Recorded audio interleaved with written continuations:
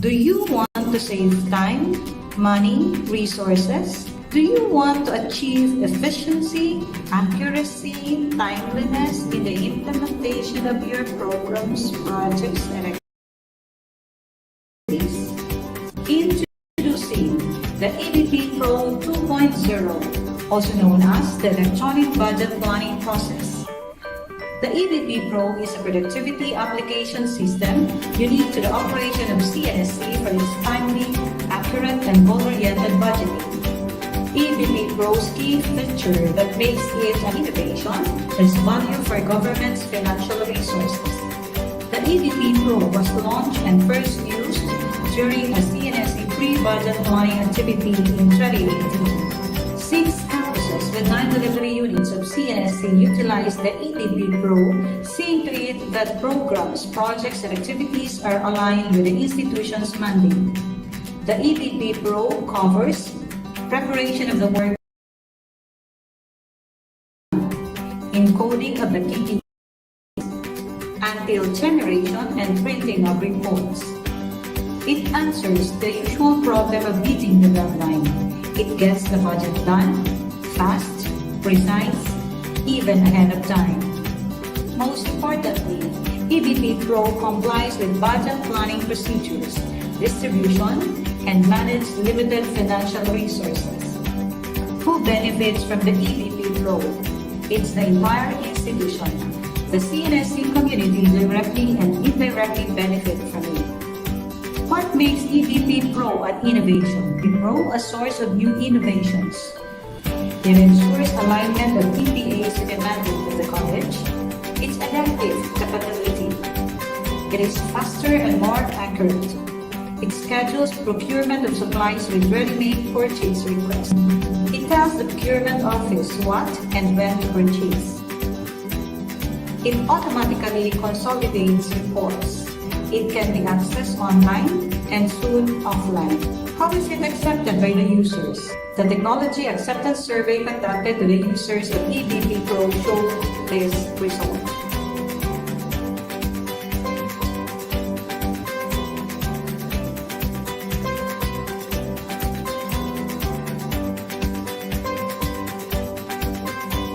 As planning coordinator of Lapu campus, initially, I experienced a little difficulty in using the electronic budget planning process until I learned how to use it. It made our budget preparation easier and faster as compared to how we do it before. For us who are far from the main campus, remote encoding saves time, energy, and effort. It is also easy to retrieve and make modifications. What makes EBP Pro unique? The average fund spent in budget planning process of around 556,800 becomes only around 67,200 with EBP Pro, which means huge savings of 87.95%. EBP Pro ensures that all programs, projects, and activities are consistent with prescribed objectives and anchored on CHED mandate and the Philippine Development Plan. As an example, the faculty and staff development KPIs were aligned with Accelerating Human Development Goal of the Philippine Development Plan. EBP Pro auto-generates income projection by simply inputting the projected involvement, no need for long Excel simulation. The EBP Pro is the first ever application designed for state universities and colleges and is continuously undergoing improvement to make it dynamic and usable to other SUCs. Can it be replicated? That's the goal. In fact, the college currently shares the use of the EBP Pro to the Central Bicol State University of Agriculture during their orientation on operational planning workshop. Recently, it was also presented during the region-wide Cinco Connect ICAMS orientation. And here's what they say.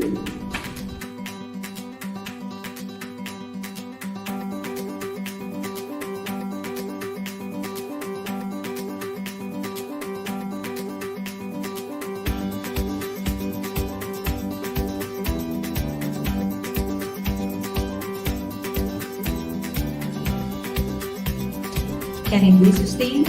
Yes. EBP Pro doesn't need huge IT infrastructure. Laptops and stable internet connection will do. For region-wide or nationwide operation, the system can only use a hosting subscription.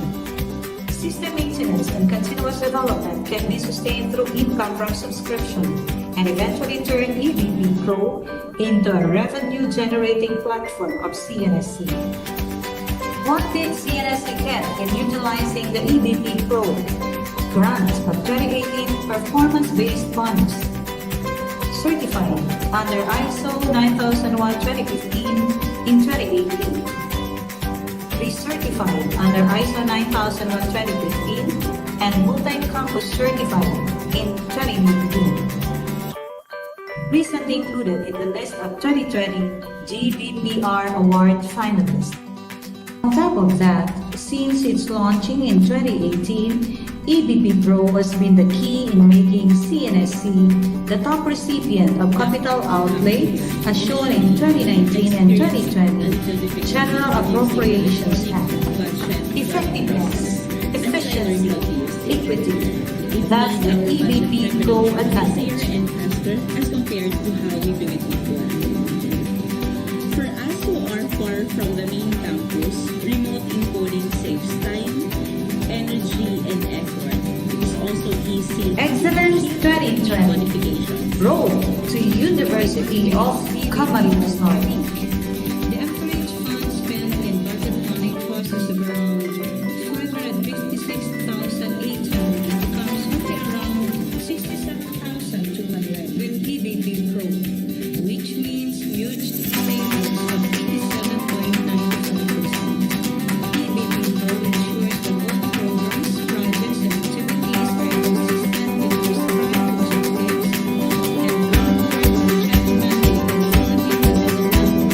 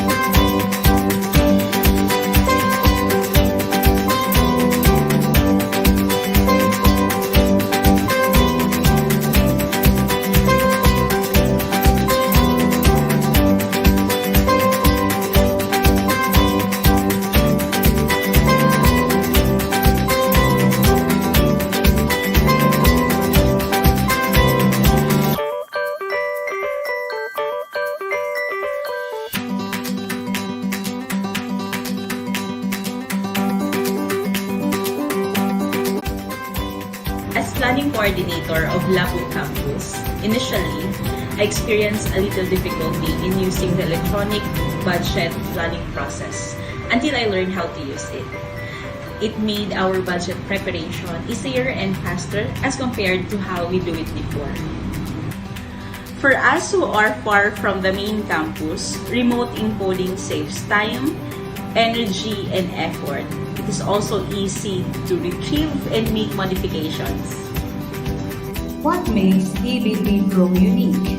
The average fund spent in budget planning process of around 556,800 becomes only around 67,200 with EBP Pro, which means huge savings of 87.95%. EBP Pro ensures that all programs, projects, and activities are consistent with prescribed objectives and anchored on CHED mandate and the Philippine Development Plan. As an example, the faculty and staff development PPAs were aligned with Accelerating Human Development Code of the Philippine Development Plan. EBP Pro auto-generates income projection by simply inputting the projected enrollment, no need for long Excel simulation. The EBP Pro is the first ever application designed for state universities and colleges and is continuously undergoing improvement to make it dynamic and usable to other SUCs. Can it be replicated? That's the goal. In fact, the college currently share the use of the EBP Pro to the Central Bicol State University of Agriculture during their orientation on operational planning workshop. Recently, it was also presented during the region-wide Simco Connect ICAMS orientation. And here's what they say.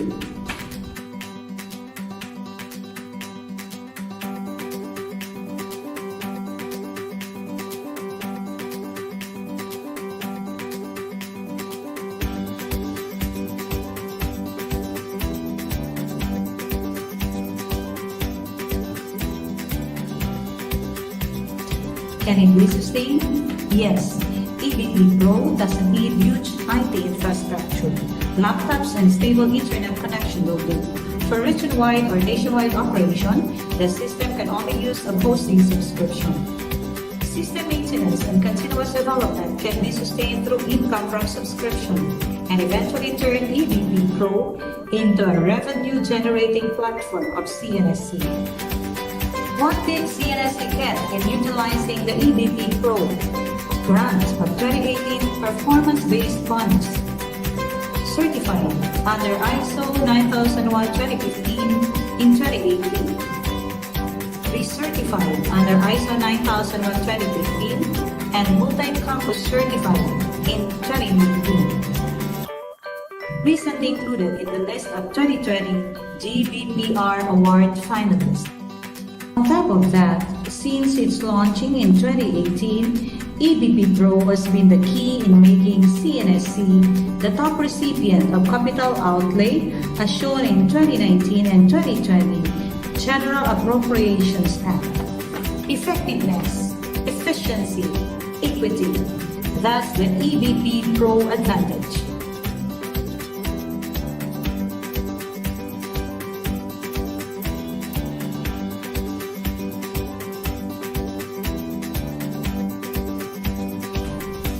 Excellence 2020 Road to University of Camarines Norte.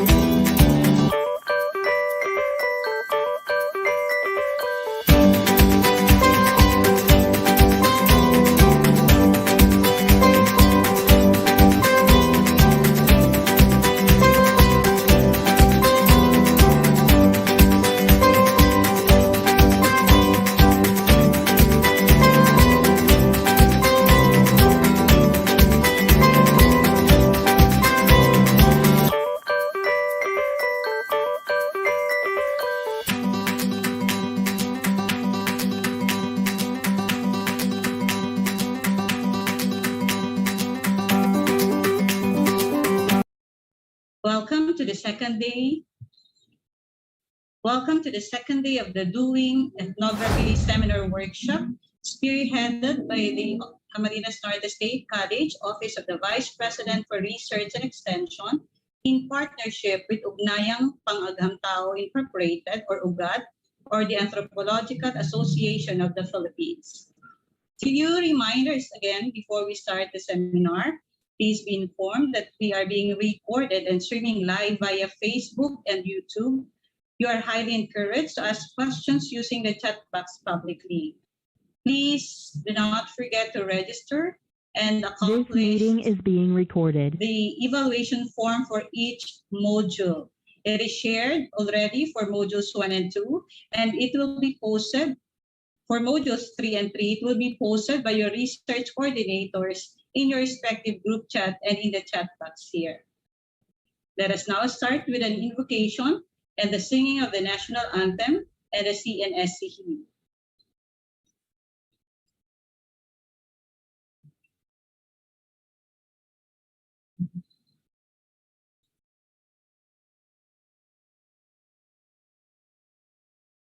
Our Heavenly Father, the fount of all goodness and grace, the cause of wisdom, the source of intelligence, we welcome you, O Lord, to this auspicious gathering of your beloved, who continuously give you thanks for every opportunity to learn something new and become fruitful to the works of your creation. We humbly come to you, not because we are worthy, but because we find ourselves in need of you, who is our strength and our hope, to continue despite the challenges we face in health, prosperity, and our solidarity with one another.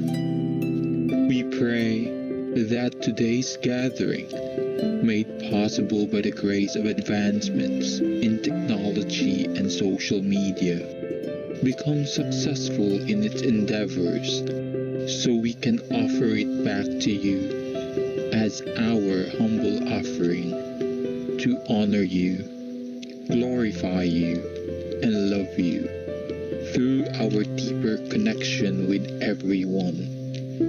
May we find bliss in today's session and become more productive children and co-creators of the earth. This we ask and pray through Christ our Lord.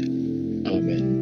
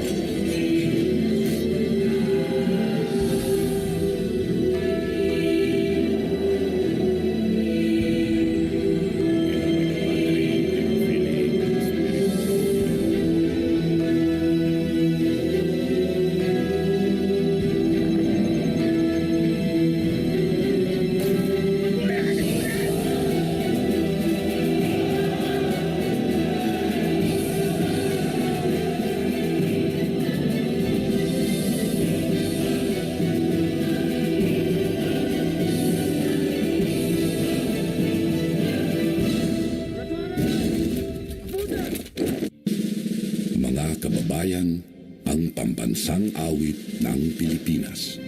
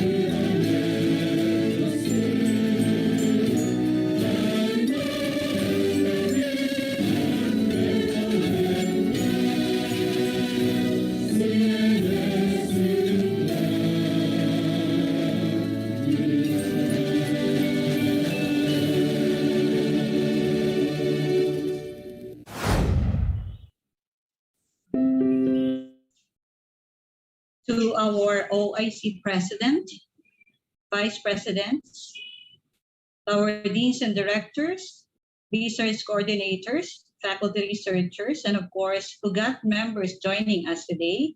Isang magandang umaga po muli sa inyong lahat. Our first day of doing ethnography seminar workshop was truly productive and information-filled.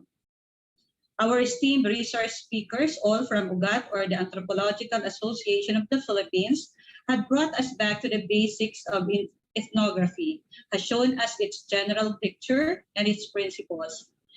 They generously share their personal real-life experiences in doing immersion and in conducting their actual research undertaking. They also liberally shared practical tips to facilitate and make an interesting and meaningful research output.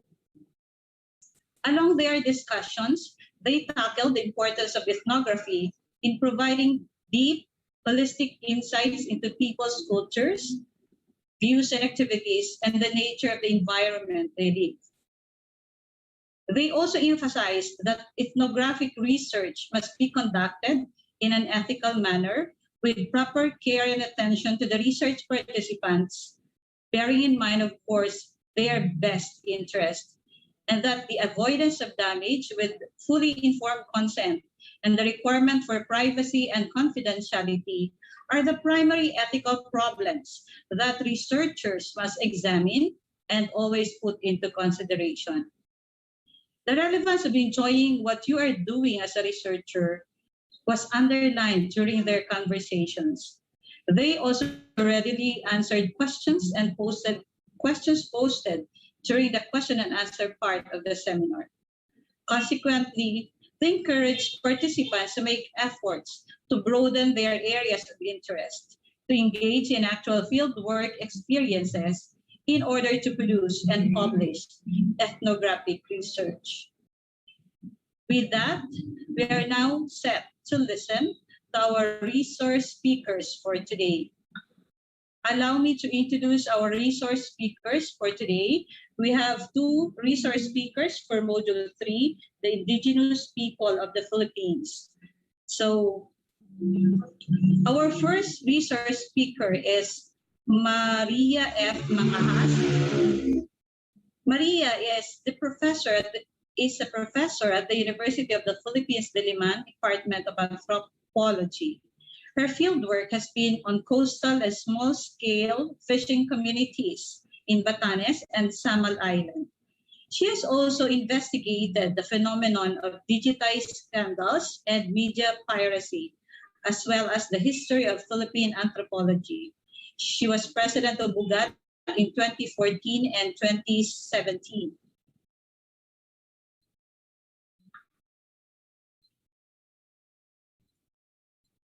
And the second resource speaker is Jessie Vargas. Jessie is a faculty member of the Behavioral Sciences Department at the De La Salle University, Manila, and the executive director of UGAT. He obtained his BA, magna cum laude, and MA degrees in anthropology at UP Diliman. He is currently doing his PhD at the University of Manitoba in Canada. His research broadly explores on human-environment relations and livelihood strategies. Let us all welcome our two resource speakers for Module 3 on Indigenous People of the Philippines, Maria Mangahas and Jessie Vargas.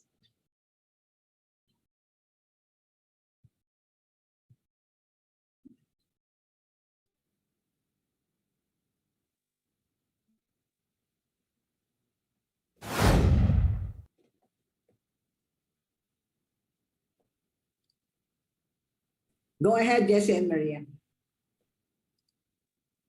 I'm just sharing screen. Okay, so I'm the first. I'm having the first session. Okay, so I tried to put together, good morning everyone. I tried to put together a presentation on IPs in the Philippines, and I ended up with a lot of maps. Sometimes I teach peoples of the Philippines in UP, and I always learn a lot. There's just too much material, and I found that the more I went backwards in time into history, the more things start to make sense. So actually, one of my conclusions is that aside from ethnography, we should really do ethnohistory. Okay, so uh, I wanted to begin by sharing this. It's actually a postcard of somebody. I don't know if you're familiar, but I wanted to ask people to just give me words, whatever it brings to mind. This is an indigenous person, and this is supposedly what he said. So you can read it, and you can maybe in the chat box suggest just whatever associations come to your mind. For 3 minutes, maybe we can just fill up this square, and I want to see what you're thinking of when you hear the word or the phrase indigenous peoples.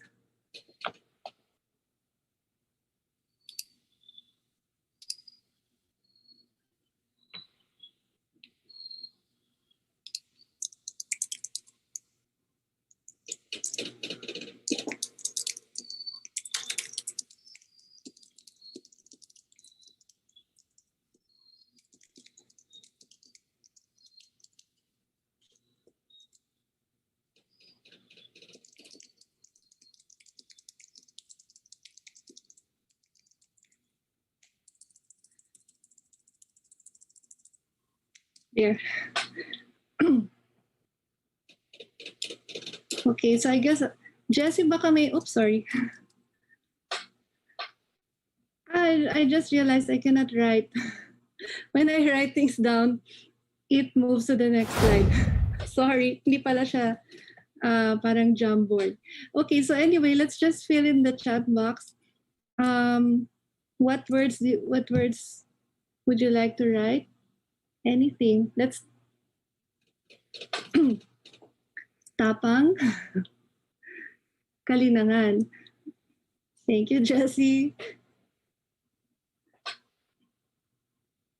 So, by the way, who is not familiar with Pakling Dulag, marginalized? So, that's everybody know him. Minority. Okay, right.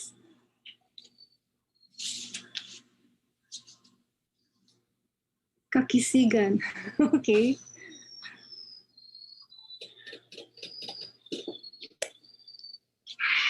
Uh-huh.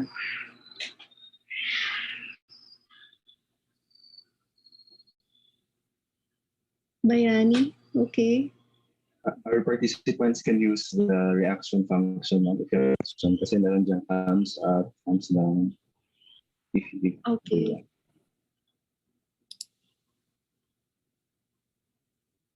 Jessie, I don't know where to find that.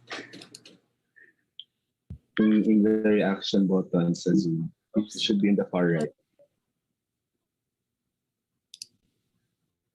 Wala eh.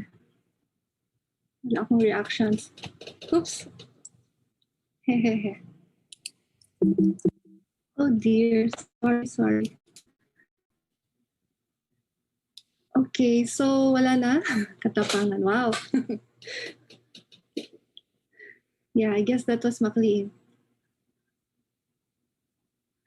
The thing is that somebody has commented what he said, parang sinabi din siya ng American Indian.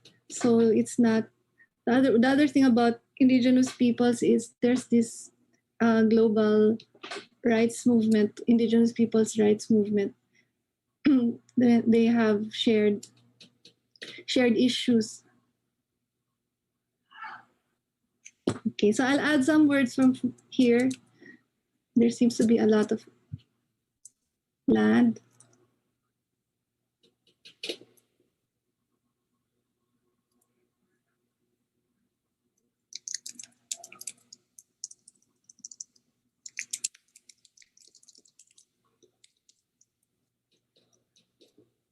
Okay. So, sige, while you add some more words, I'm curious to see what you're thinking of. If just to briefly say who this guy is, si Makling Dulag ay Kalinga. He was involved in the Chico River Dam struggle. In the time of Marcos, there was a World Bank project, and he stood in the way of it. He was very, very matapang is, I guess, a good word.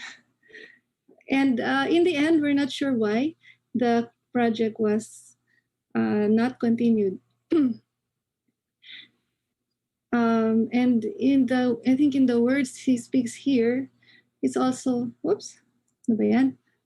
It's also clearly said, there's a very different perspective, another way of looking at, for example, land. And it's comparing the way they understand that you can use the land if you work it, the fruits of your labor go to you of your sweat, and also it has something to do with others who have gone before, and then contrast to the idea of titling the land. So maraming, actually it's been all about land, the movement for the IPs. Oops, okay. Wait, I have to clear my screen. Okay, so at the same time, it's not so simple. So marami akong na-discovered na problems with making use of the notion of what is indigenous. So I didn't see a lot of what I was expecting to come out here.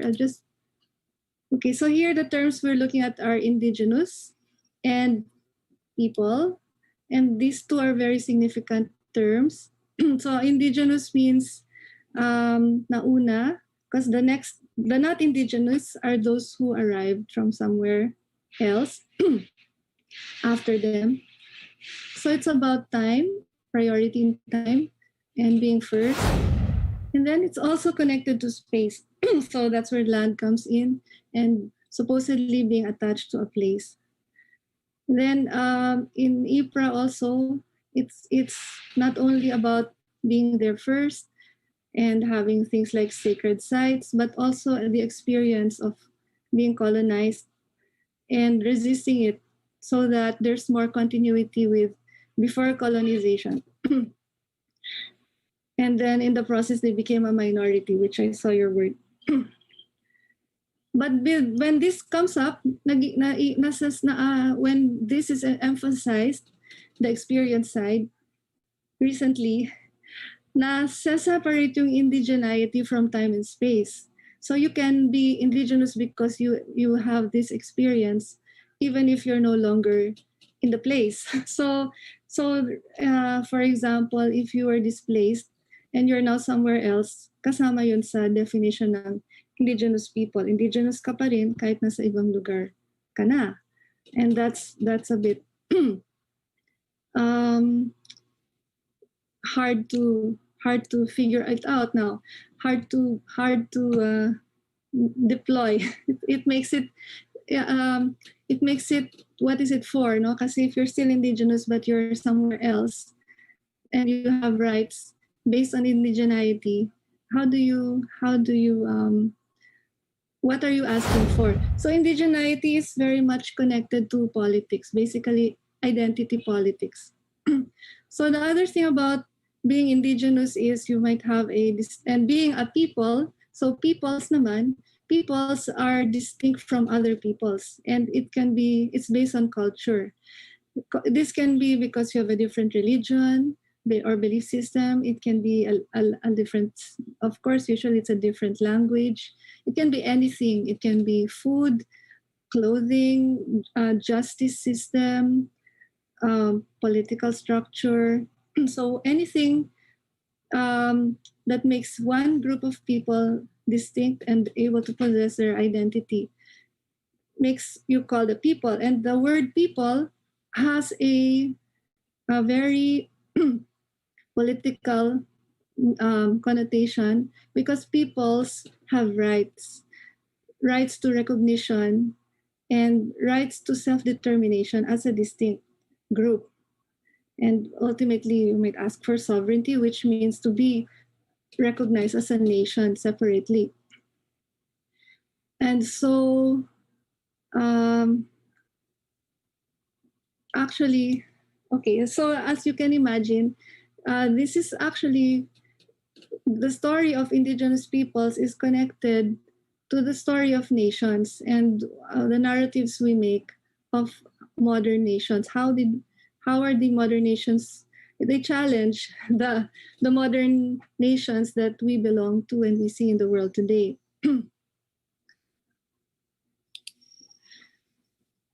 Meron din another thing about the people who are known as IP is that they have experienced labels, being labeled, and there are all these pejorative connotations. So by the way, the term indigenous people is recent. So for example, 20 or 30 years ago, more than 20, maybe 40 years ago, nobody was wielding the term IP. But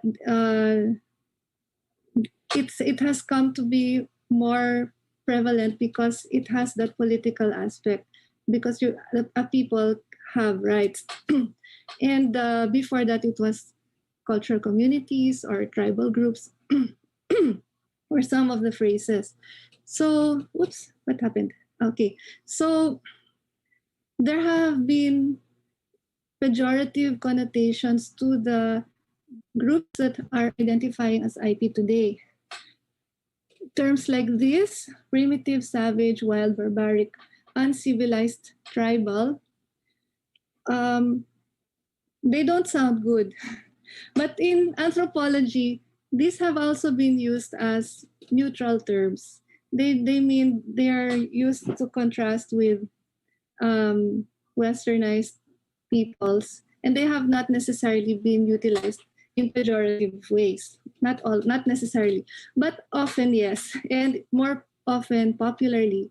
Parang pag sinabing primitive, savage, etc., there's some deficiency, like your values are not up to what the majority feels are correct, or there's this, or usually they're not in the school system, or they were not. May mga ganito, parang kulang sa rationality, parang kailangan turuan, alagaan, or they're closer to nature. Some have tails daw, or they're like children. So the Americans use this phrase, little brown brother. They belong to the little tradition, which means not big traditions like Christianity, Islam, but little ones which are animist and very localized. They wear no clothes, don't have the same technology. So parang may evolutionary ladder ng lahat ng sangkatauhan at nasa mababang lugar sila, so-called backward, pagan, therefore they should be converted, they're frozen in time, a window to the past. So all of these are, of course, problematic. And from the point of view of the state, nakakairita sila because they resist the state or they're evasive of the state. And basically, they're just different from the dominant point of view. In our particular case, these kinds of stereotypes were the justification for American colonialism or imperialism, taking over of when America, because they have been a colonial subject themselves, it's not in their constitution to become a colonial power. But they justified it. The rationale was kasi kawawa naman yung little brown brother. And this is a depiction of the little brown brother. Ganito yung popular imagination nila. Parang bata and brown. And so parang, will he let us fall over the cliff, or dapat daw there's a paternalistic, patronizing responsibility, or paternalistic responsibility to take care of the Philippines and promise them independence the only way they could take on the role of colonizer was to promise independence pag naturuan na. So in fact, the narrative of having different groups of people who are not equal or as good as in some way, the ideal has been very much used in our history.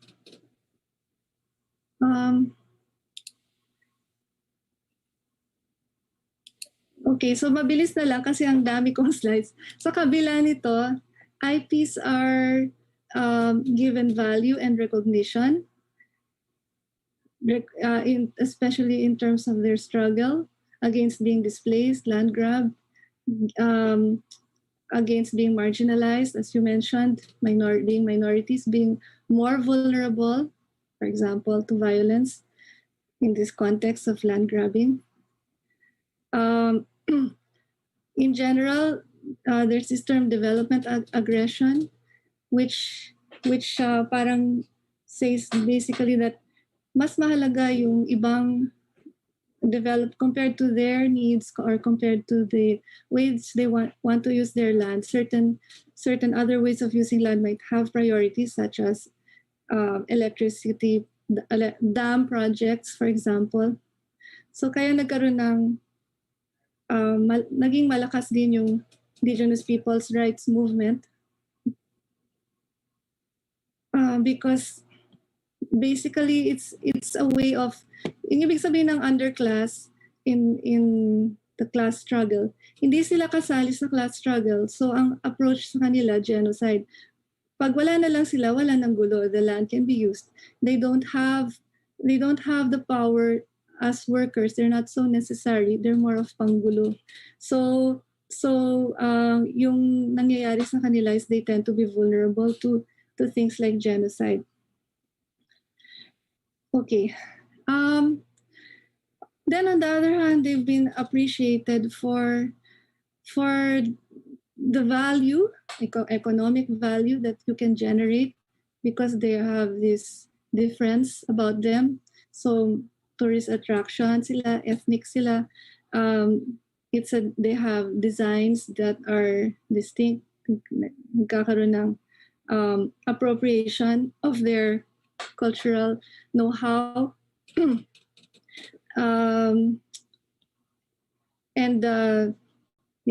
And in terms of becoming part of the market, ngayon pumapasok sila as artisans. Okay, so halimbawa yung high fashion na ginawa ng Bagobo, halimbawa. Okay, so and then also there's value given to what they know as heritage, their indigenous knowledge and wisdom because of being indigenous or having this long relationship with a particular place, an ecosystem. And then all of the markers of identity, which are expressed in arts and crafts, textiles, etc. And oral traditions like epics, long narratives that are literary magnum opuses, but they're very special creations of a community, communally held knowledge. So, nagkaroon ng gamaba halimbawa, Gawad Manlilikha ng Bayan, which recognizes them as parang national artists. This is a law. Okay.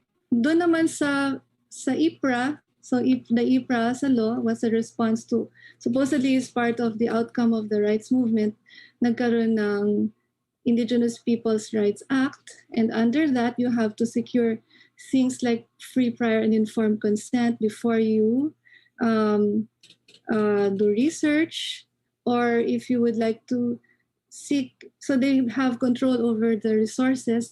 But, the Indigenous Peoples' Rights Act, the outcome of it is ideally the CADT or the Certificate of Ancestral Domain, the recognition of their entitlement to ancestral domain. And so it's supposedly something that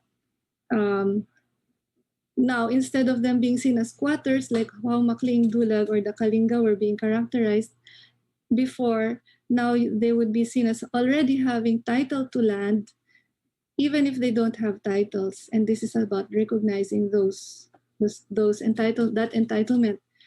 And because of that, if you want to make use of resources within the ancestral domain, you have to negotiate for consent.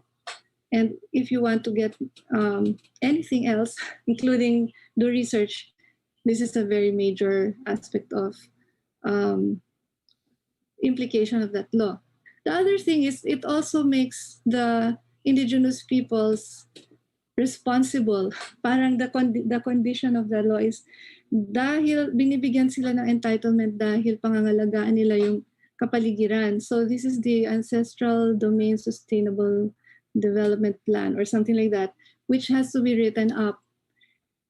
And more recently, there's a move for wait, I can't remember the acronym now, but it has to do with areas within the ancestral domain na dapat conserved at hiwalay talaga.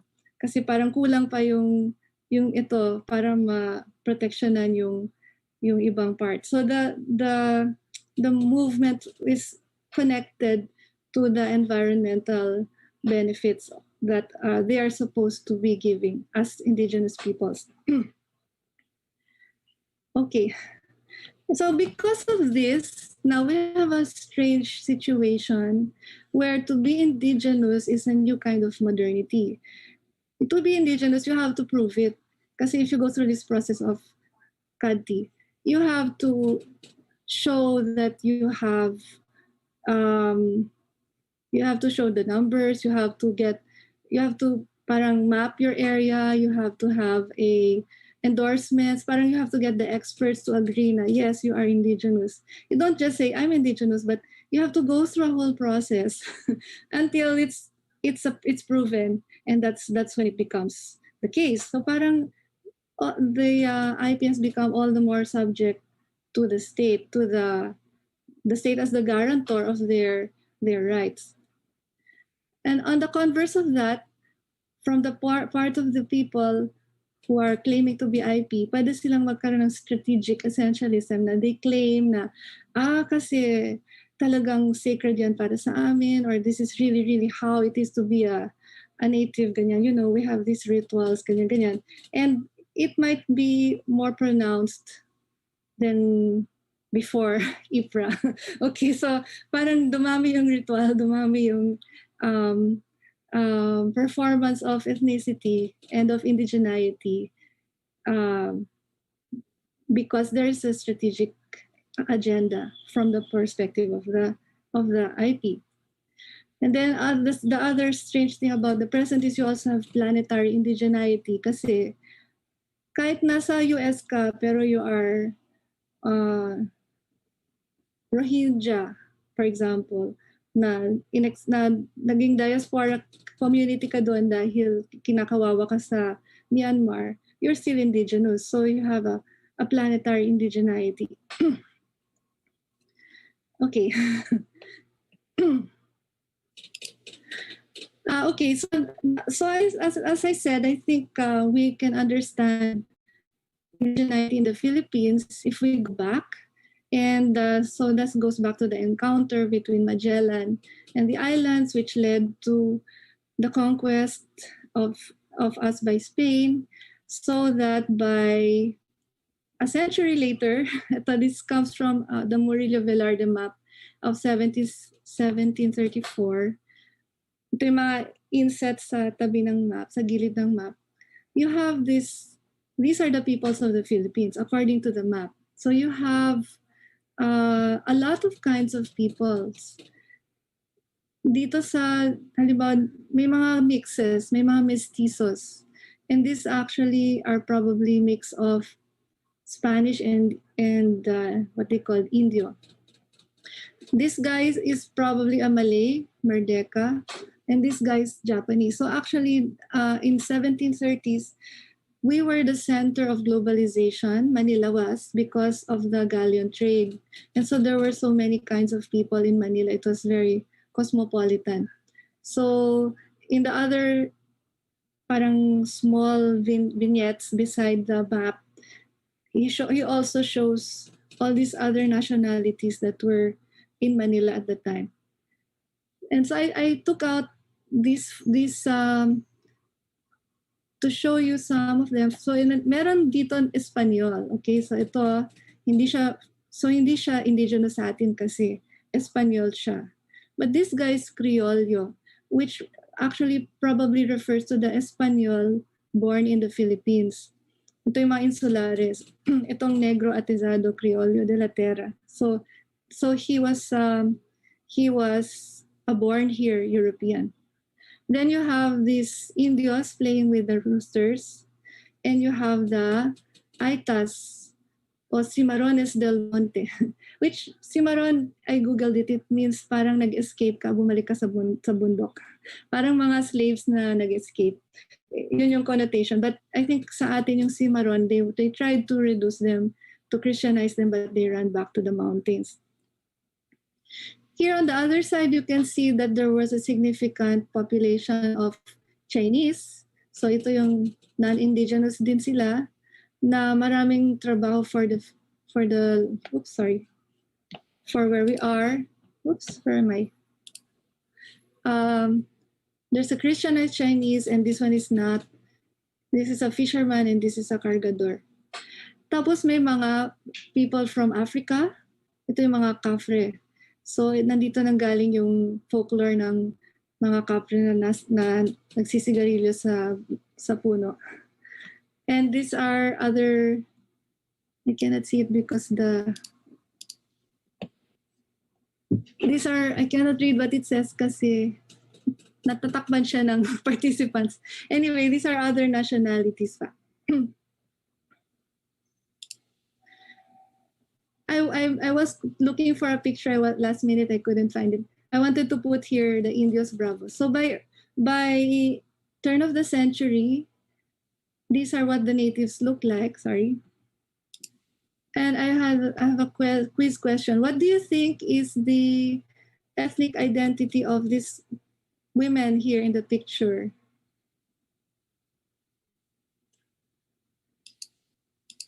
Meron bang, you can unmute siguro or try in the chat box. Taga saan itong mga babae dito sa kanan? Sige na, Hindi guess. ako pwedeng sumagot na. Kung walang sasagot, si Jessie na lang. Sige, Siya ang mga taga-Bicol. Joe. Dr. Joe, kayo. Siya kasi kami. Si Ma'am Jo, Dr. guess Joe, lang naman yun. guess. Can you guess? Wala. So, hindi taga Bicol? No. Okay, guess na lang, Jessie. Merong guesses naman sa chat. Sige, can you read them? I think saktos. What daw? Guess ng Agta, may nagsabing Batanes, may said Batanes. Okay, yeah. So, Batanes. Mga Ibatan sila. Sorry. But there's Tama sila lahat. Ibatan sila. You can tell because this characteristic suit, it's for the sun. Lahat sila meron. No? So, sa Batanes talaga nakikita yan. But otherwise, there's no big difference in terms of dress, I think, between the Ibatans and the Manila, this India de Manila. There's really no big difference. However, the strange thing is that the Ivatans are considered indigenous people in our bureaucratic framework. Meron silang NCIP doon. But the natives of Manila are not. But actually, the Spanish colonial impact on the Ivatans was probably very similar to the transformation of the Ilocanos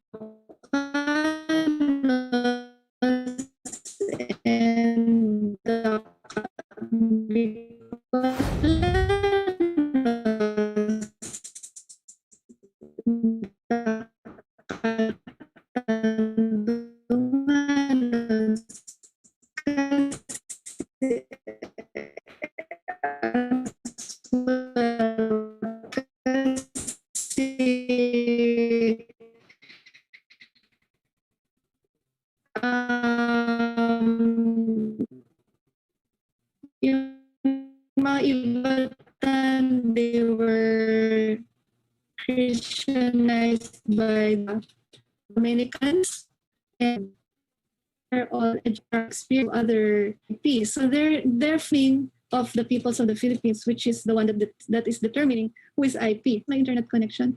Okay, nag-freeze kayo. Okay, so dapat siguro magtanggal muna ako ng video kasi mahina daw yung internet connection ko. How do I do that?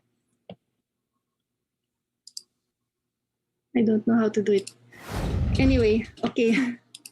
Can you hear me, Jessie? Yes, no, yeah. Kanina spotty, pero okay na ako.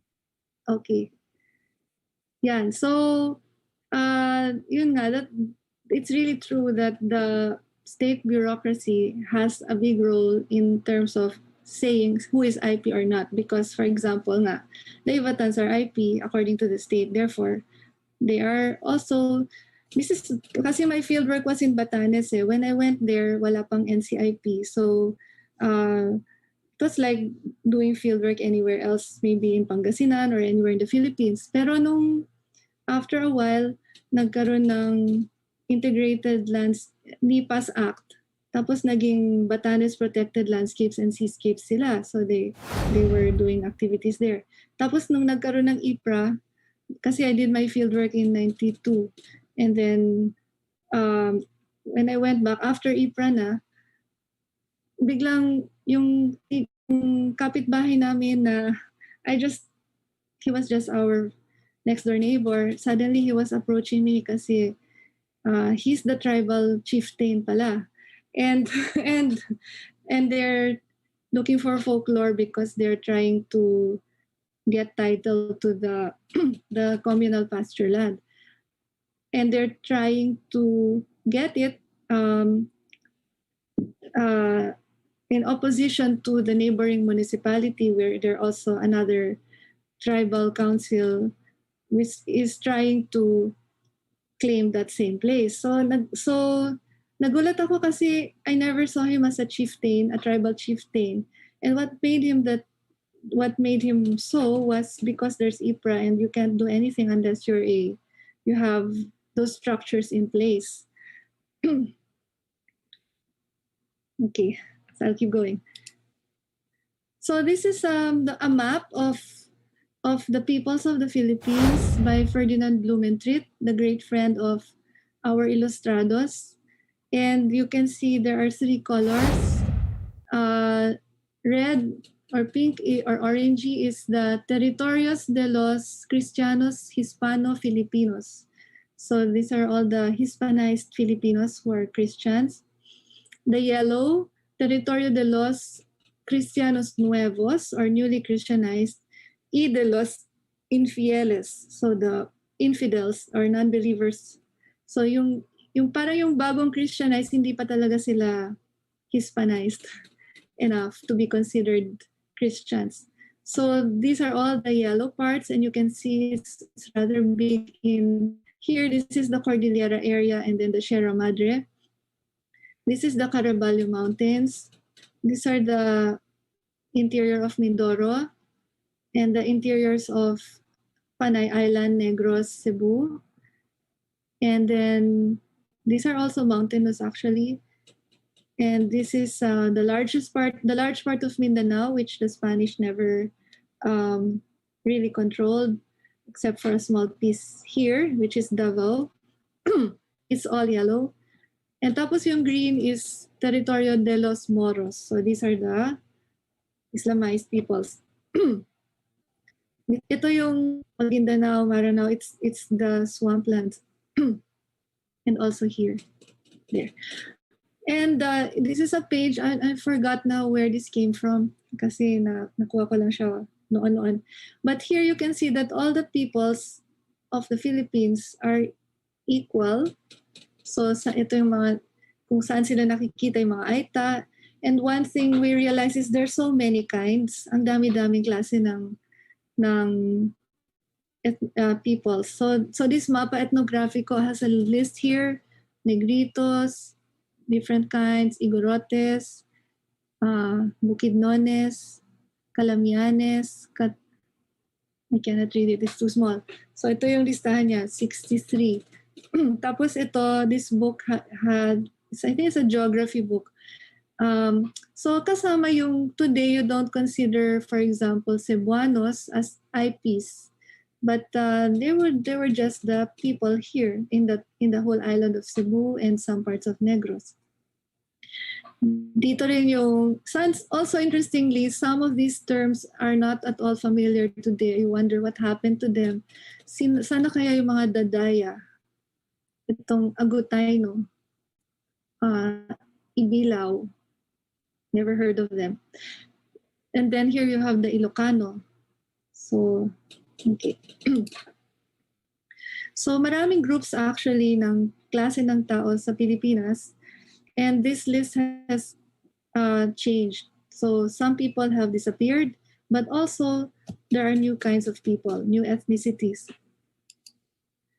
So seeing like a state, another map, this is naman what the Americans published in 1900, but it's based on the map of the Jesuits sa Manila Observatory. And so it similarly has the same coloration, pink, yellow, green, tapos yung listahan ng iba-ibang klase ng tao in each of those places. And so the naturales or the natives, from the point of view of the Spanish, quiz, sino to? Who's this person here? Dapat may premyo, if you can guess right. From the point of view of this guy, or of the Spanish in general, there were two kinds of peoples. May racial distinction kasi. Yung Negritos, and this term is not specific to the Philippines kasi it's for Southeast Asia. Hanggang sa peninsula of Malaysia, there are dark people there and small ones who they also consider to be Negritos. So two kinds of peoples were here, the Negritos and the Indios, or the parang mga Malay, brown people. And then those Indios are further in this map. You can see some are Moros, some are Infieles or Nuevos Cristianos, and some are Cristianos or Hispano-Filipinos, na Hispanize sila. And so basically what they achieved was to Europeanize or Hispanicize, or we can say now to Westernize certain parts of the Philippines, especially the lowland areas, kasi matataas na bundok yung nasa gitna of the Philippines. And then when the Americans came along, they saw what they called them tribes.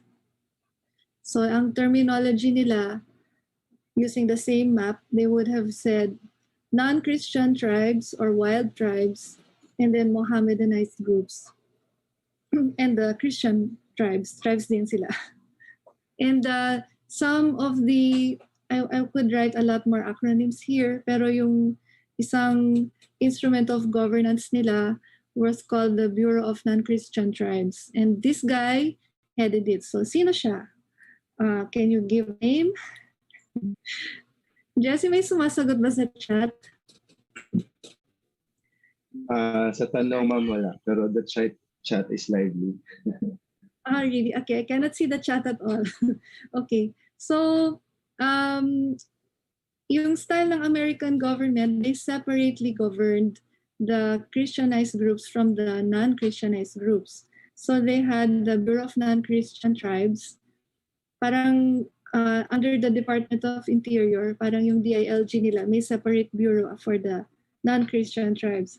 And then they had a totally separate administration for the so-called Mountain Province and the Moro Province. These were under the military. Yung governors nila were military generals. And the Mountain Province was actually not just the current Mountain Province, but it included all the provinces that we recognize in the Cordillera today, from kasama yung Ifugao, kasama yung Kalinga, kasama yung Benguet. Kasi ngayon, mas maliit na probinsya yung Mountain Province. And the Moro Province was the whole of Mindanao.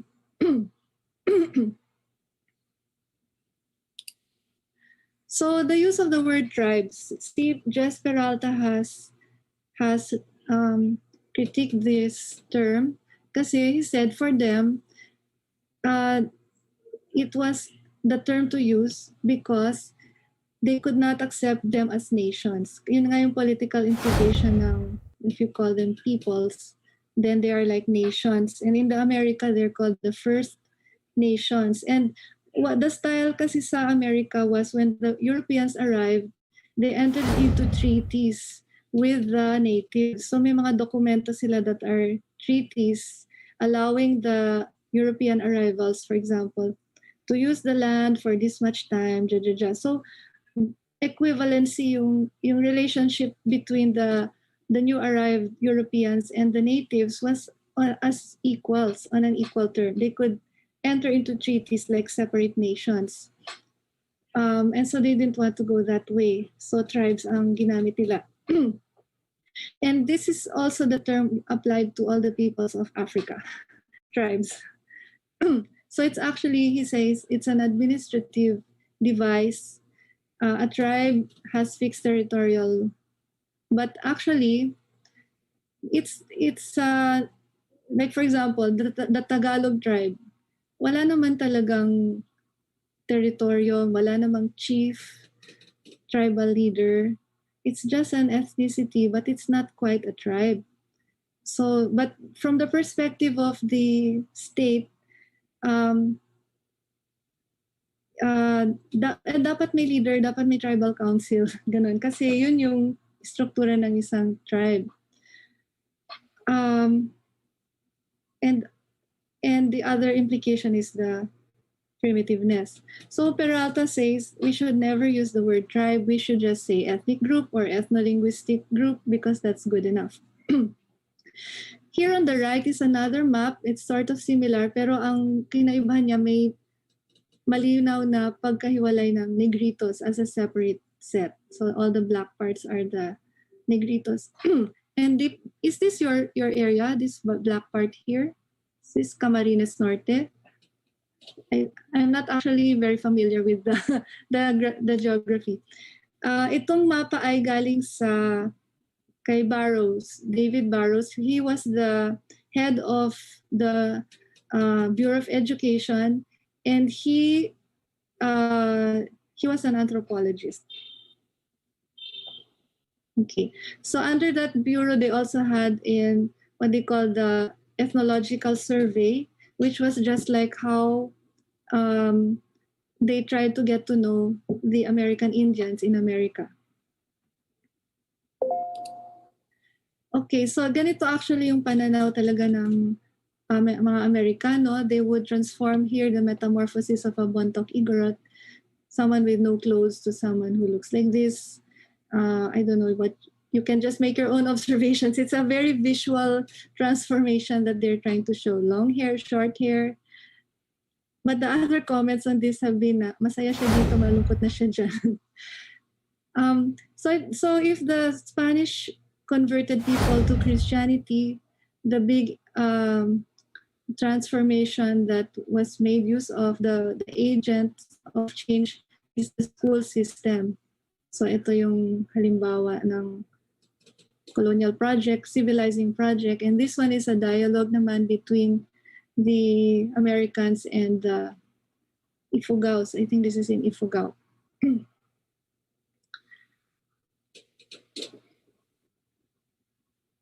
So, okay, so I'm going to move now to, I think I should go faster.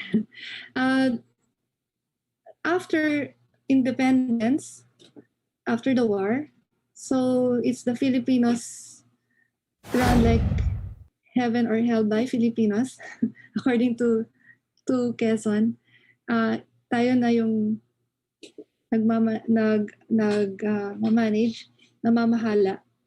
We have to imagine our nation as made up of many kinds of people. And there are problems in some parts which can be solved by moving people around. And the moving of people around was also how the Spanish governed. They reduced people from mountains to lowlands. And the Americans also did some of that. And when it was the Commonwealth era under Quezon, they established this NLSA, which is like a corporation on for land settlement, so that they could move people from problematic areas where there was unrest because of lack of land, like in the Visayas, to places where parang frontier land siya sa Mindanao. And so this is how a lot of people get homesteads and migrated from Luzon and Visayas to Mindanao through this National Land Settlement Administration. And what else did I want to say? So, malaki yung impact nito such that today, in fact, you have more settlers than indigenous people in Mindanao. In 1951, this guy, Marcelo Tanco, was anthropologist of UP. He wrote a book on the Christian peoples of the Philippines, and he divided them also into the major and the minor ones. Kasi mas maraming population yung mga major. So yung mga Tagalogs, yung mga Bicol, yung mga Ilocano. Yung mga minor ones like the Ivatans, the Gaddang, and the Samal in Mindanao. And when he wrote this book, he said, the only Christian people of Mindanao, there's only one, and it's a minor one, yung Samal. All the rest are not Christian. That was in 1951. Okay, so, and then under Magsaysay, kay Magsaysay pala na-establish yung Commission for National Integration. And the idea is that everybody is Filipinos who should become able to receive or to access the same kinds of services from government and education, etc.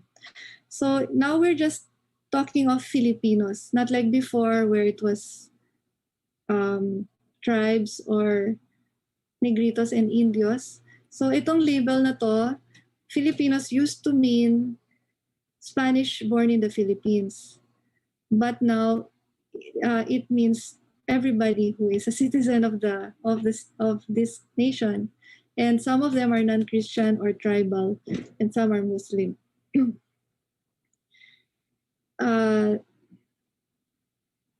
In Marcos' time, he dissolved the CNI and he put up the Panamin instead for national minorities. And so we have this nomenclature way of categorizing. Instead of non-Christians, it's minorities. And I can't see the bottom of my slide. Anyway, after that, Cory comes along and she reorganizes the by the way, who are these people here? Quiz na naman yan. We'll check the quiz later on after the show. So who is this and who is this?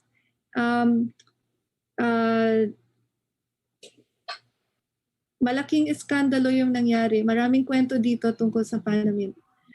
But in Cory's time, so this was reorganized to different, more new state bureaucratic offices called the Office of Southern Cultural Communities and the Office of Northern Cultural Communities. So the phrase now is cultural communities, which is not offensive and very politically correct and nice to hear. At the same time, there's a new constitution and it is recognized in there, maybe thanks also to the Indigenous Peoples' Rights Movement and the representation of the IPs, which was actually done by an anthropologist na si Ponciano Benaguen. So may provisions doon tungkol sa pagkakaroon ng posibilidad ng autonomy for the Cordillera and the Muslim Mindanao. And this is because of the armed struggle that had taken place there, specific to their situation. So Cory had a peace negotiation with Conrado Balweg here. I should have, that's part of the quiz. Sino ba to? Sino ba tong mga to? But it's interesting, this exchange of gifts. Ang binigay ni Cory ay Biblia, Rosario, at Armalite. At ang offering ni Conrado Balweg was a shield, a spear, a head axe, and a bolo. And after that, there was a referendum to see if there would be autonomy for the Cordillera. And in the end, hindi na lang kasi they did not vote for it. So it's just the Cordillera Administrative Region rather than the autonomous region. Only Ifugao was for autonomy. And today we have now this new phrase, indigenous peoples, which also has been a global parang it is the catchword for the global movement. And we have a National Commission for Indigenous Peoples.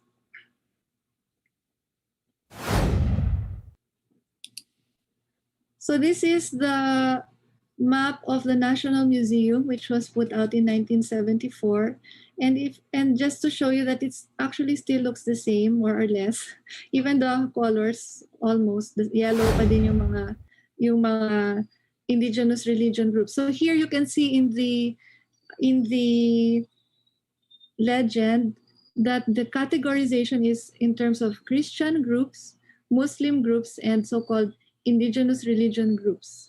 And then they also have a special legend for the extent of range of Aita Negrito groups and the areas frequented. So this is telling you that they are moving around. They also have a legend for mixed population area and then Spanish influences. Bicol.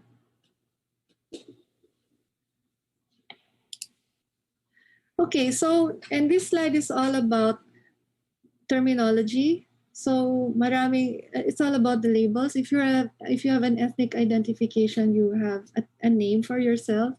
And so you can throw in your own, whatever you know, pero these are some of the terms that have sort of recurrence. Terms that mean just people, like Manobo, or terms that mean nation, bayan, or banwa. The word banwa, you find them in several groups. There are names that mean indigenous or naunang tao doon, like the word tumandok. It means they came first.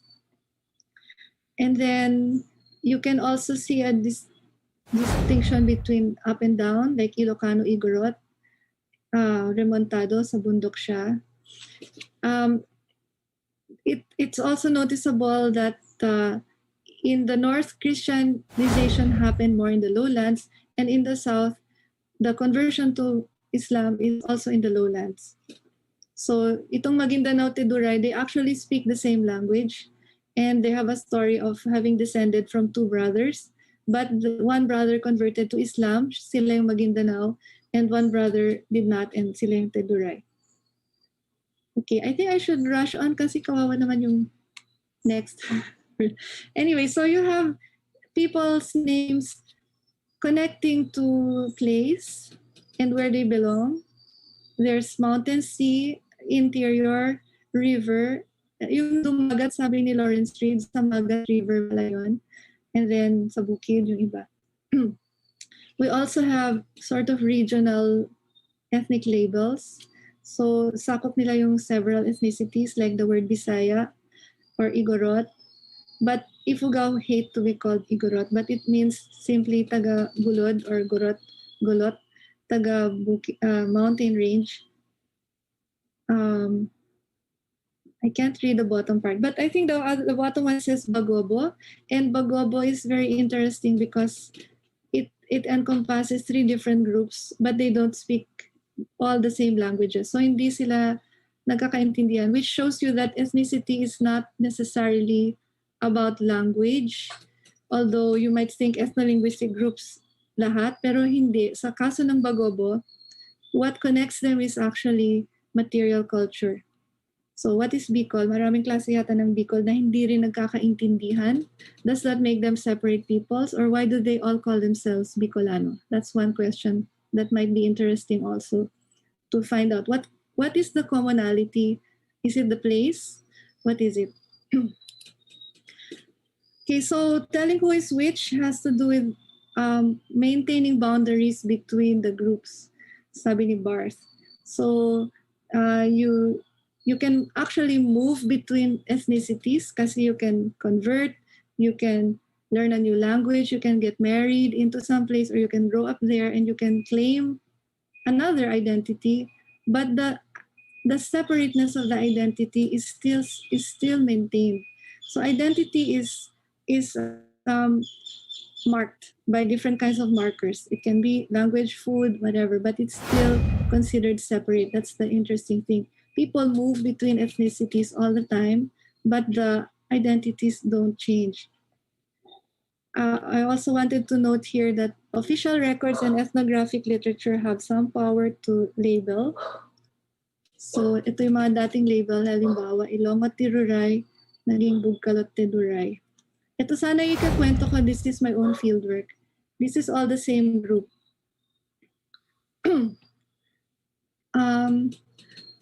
And then you have hybrids or mixed up groups or confused groups. That's the literal meaning of kalibugan. So yung mga kalibugan sa Mindanao, sila ay Subanon na nag-asawa ng Moro, yung babae na Subanon at lalaking Moro. Or in another place, it's Maranao and Higaon on intermarriage. Ang tawag sa kanila, kalibugan.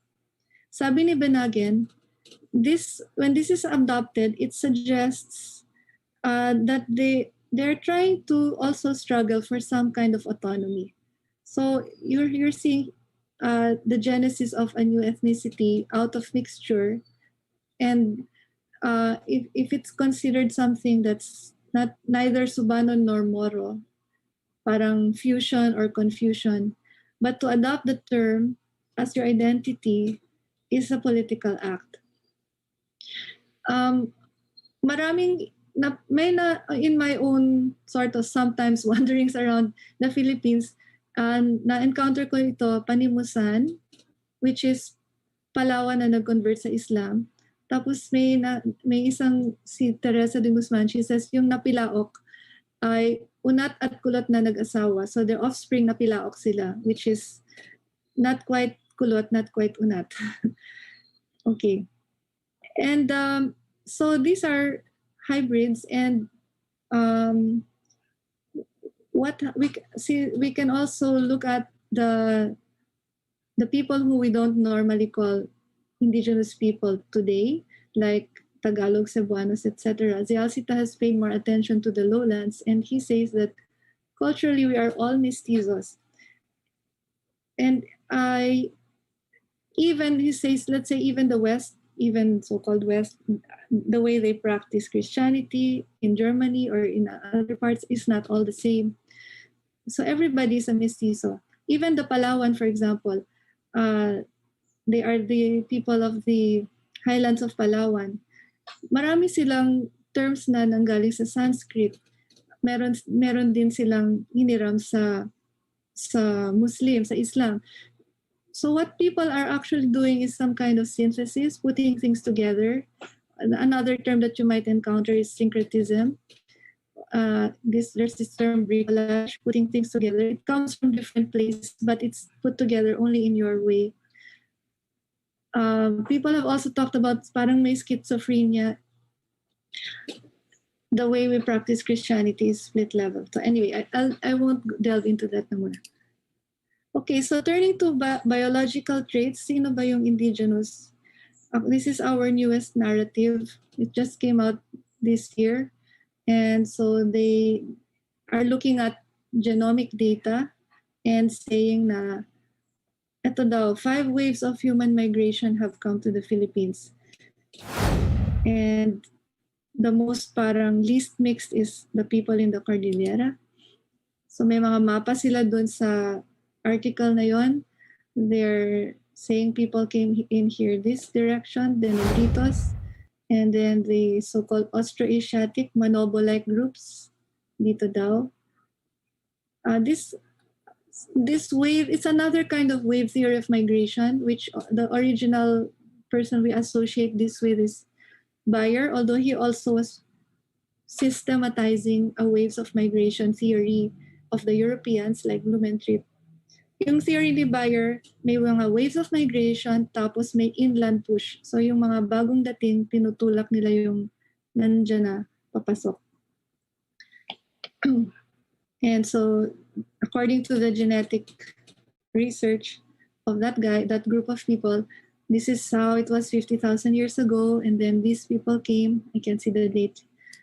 And then another set, Sama-like people. And then the last one is the ancestral Cordilleran, which are maritime.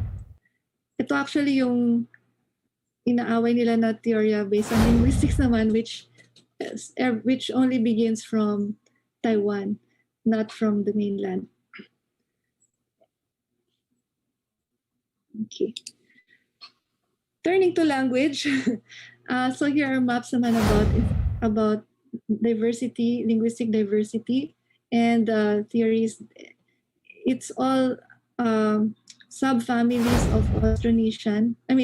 All part of one subfamily of Austronesian, which is so-called Malayo-Polynesian. And these are how they classify the languages of the Philippines, which, because you're more closely related, would also mean that maybe genetically you are, but it doesn't. But language can move in a different way from genes. I have this picture here of another map of Davao ito, and just to show you how complicated it is, or how there are things to explain, this map shows the different languages around the Gulf of Davao. Itong mga wika na to are related: Mansaka, Mandaya, and Kaulo. This one, taga Kaulo. This one. The other languages are a different set. Itong mga Manobo, Sarangani Manobo is different, Bagobo is different. This is also Manobo, and Blaan is also different.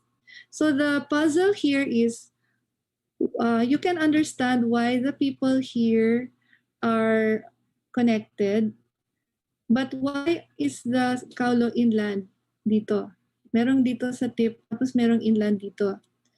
And so the explanation for this is that the Maguindanao were dominant in the area, and if you allied with them, if you did not ally with them at hindi sila nag-ally sa Maguindanao, and the Sarangani Manobo did ally with the Maguindanao, so natalo yung taga Kaulo, they could no longer be allowed to stay at the coast, so they were pushed in by the Sarangani Manobo, and it has something to do with the power of the Maguindanao Sultanate in this area.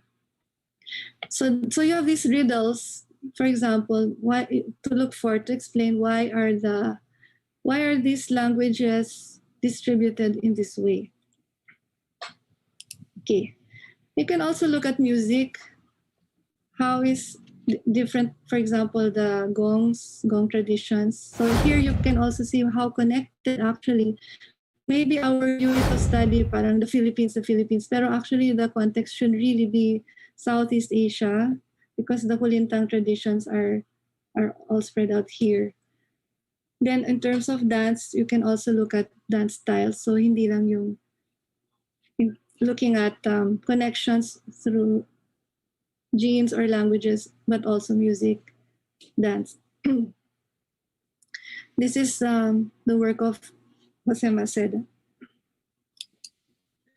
Okay, so I'm almost done. This is the definition of indigenous peoples in the IPRA law, which is actually very long and very complicated. So it says here that it's a group of people with common bonds of language, customs, traditions, and other traits who have claims since time immemorial.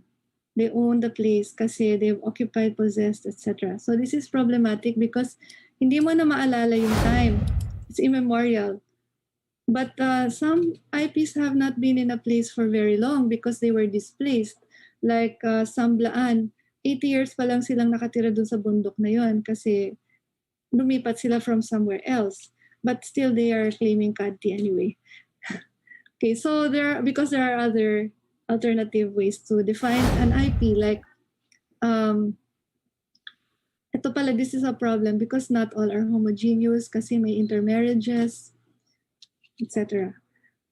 So the term IP also refers to homogeneous societies identified by self-ascription and ascription by others who have lived in a territory, they share all of this, and have resisted colonization. And so naging iba sila tuloy. It also includes people who are regarded as indigenous because they descended from the original peoples and retained some institutions, but who may have been displaced or resettled. So maraming pwedeng isakop nito. After 2 decades, I'm going very fast na, malapit na. We should assess what is happening with IPRA and the IPs. Here are some critical statements.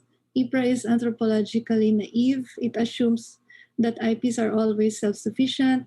Hindi sila nagkakautang, na lahat ng property nila is communal, but actually they do have private property, or they're based on use rights, use of right, that they won't sell land if they can just because they want to buy things like karaoke, that they're not like the rest of us. This assumption is problematic because spaces can be shared with neighboring people or also contested with neighboring people. Or it's basically, if you don't use it, it's not yours. And so what is IPRA is some kind of state simplification of something that's very, very complex. So it's against the complexity of the landscape itself, the ecological landscape, and the humans adapting to that ecological complexity by constantly parang redoing their tenure rights actually. Pero ang ginawa ng state, isa lang, communal lang. And you have to organize yourself as tribal council, tribal chieftain, etc. The other complication is their mixed population, settlers already outnumbering the IPs, and then they're intermixing. So this is the paradox of IPRA. It can be used for asserting rights to self-determination, but also for state control. In fact, there's a perception that it is what facilitates the entry of mining companies. Before, hindi nila alam sinong kakausapin nila. Ngayon, alam na nila. May tribal council, may tribal chieftain, etc. So it's been good for state control. Has it been as good for indigenous people's rights? I think this is as of 2012, but I've seen there are bills na dapat kasama to, pero hindi ko alam kung pumasa na yung bill. Pero it's supposed to be absent from our official list of land use categories. Walang term na ancestral domain as a land use. Okay. The other critique is dun sa NCIP mismo, are they good enough to do the work? Are they competent? The people, so even the state is not one homogeneous thing, because you could look into the agency, for example, NCIP. By the way, may iba pang agencies na ayan siya ng gobyerno na relevant, like the ENR, NCCA, tourism, ganyan, that have dealings with indigenous peoples. And they all also sort of overlap, and sometimes they fight with each other. Pero dun sa NCIP, recently may parang questions over I think it's a colonel who is heading the NCIP, and then, so what are the motivations of people? Are they really there because of indigenous people's rights? One of the big issues is about the free, prior, and informed consent, which has turned NCIP into a gatekeeper. It's not the community that decides, it's actually the NCIP has to be there. So, and then can you even do ethnography or research in your own group if you're an IP yourself without getting this NCIP mediated process? Doon sa isang forum ng UGAT, may nagpansin na ang mga tribal leader nagiging tribal dealer, and I think this is connected to the structures that IPRA has set in place. Okay. Here's my case sa Samal Island. Ito yung mga na-meet ko noong 1996. Actually, nakita ko sila dahil nagsasayaw sila sa gym dahil may tribal fiesta night. Ay, may fiesta night, tapos tribal yung category nila. So in the end, I got to know everybody here and they're all related to each other. Ito si Dato Dawang. Tapos, ito magpipinsan sila, ito asawa ng pinsan nila. But she's Tausug.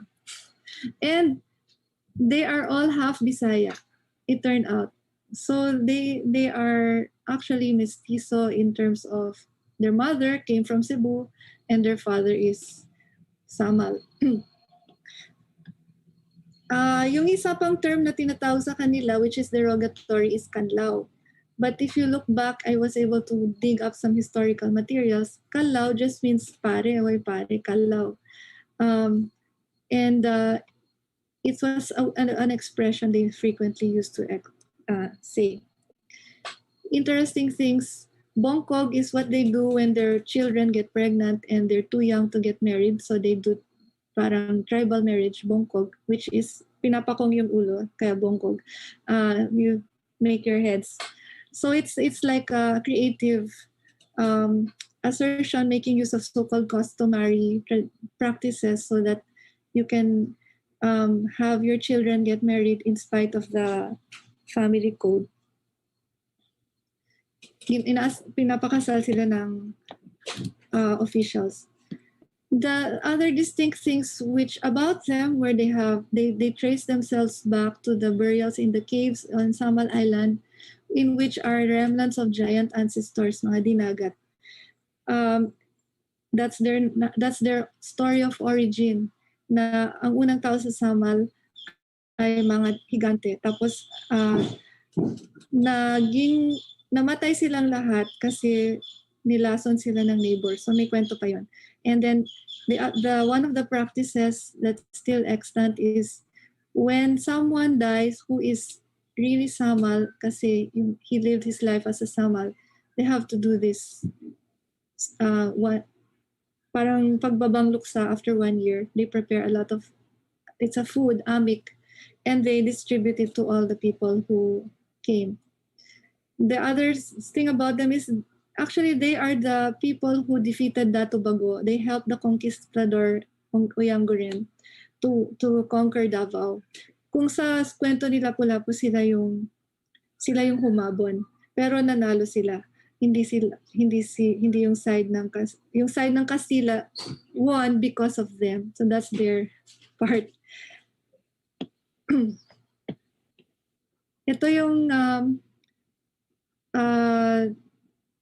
they live their lives like everybody else. I couldn't tell that they were indigenous, the way they dress, etc. Pero nung may namatay, naghanap talaga sila ng tao na gagawa ng offering na ganito kasi may lineage pala siya ng Balian.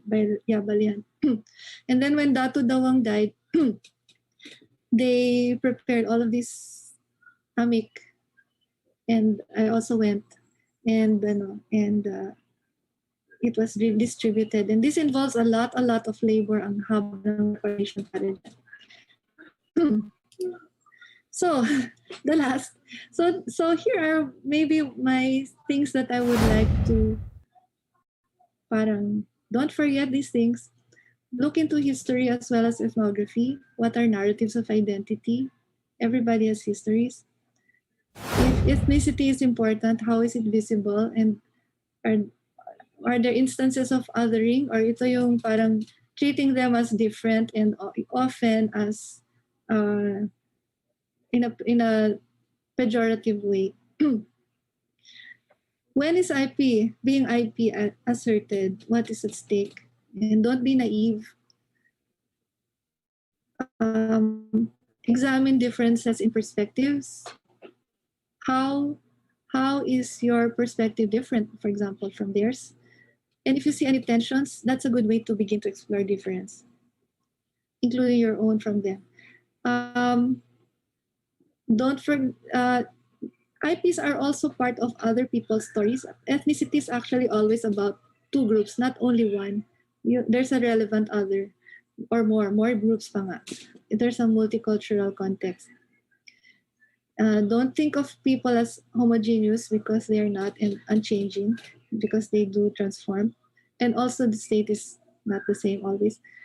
I think I mentioned this na. So, and then negotiate for consent. Kahit na you don't get the FPIC, actually that's already research because you begin to see the who are the gatekeepers, who are the community. Kahit hindi natuloy. Okay, I'll end with this points raised in an article in Agham Tao, which is published by Ugat, and wherein there was a dialogue between anthropologists and indigenous peoples leaders. And ito yung parang emphasis ng anthropologist na si Riza Hobson, parang if you were to reduce it to a short thing, ito dapat yung approach daw, maging mapagkumbaba, makinig, makilahok. She emphasized consent should be solicited, and you have to do your research on a topic relevant to the community. If they find it irrelevant, it's not worth researching. Be accountable to other scholars, kasi if you don't behave yourself in the field, the others will be thought to be the same as you, or it will redound badly to everybody. Share. I can't read it. Sorry na natatakpan siya ng participants' pictures. Anyway, it's self-explanatory probably. So I wanted to end by asking, kasi we wanted to also make our session be a prelude to module 6 ba? I don't remember the number. Pero yung tungkol sa ethics in ethnography, kung may mga tanong kayo, ipapasa namin kay Rosario para sa kanyang session. Okay, so tapos na. Thank you.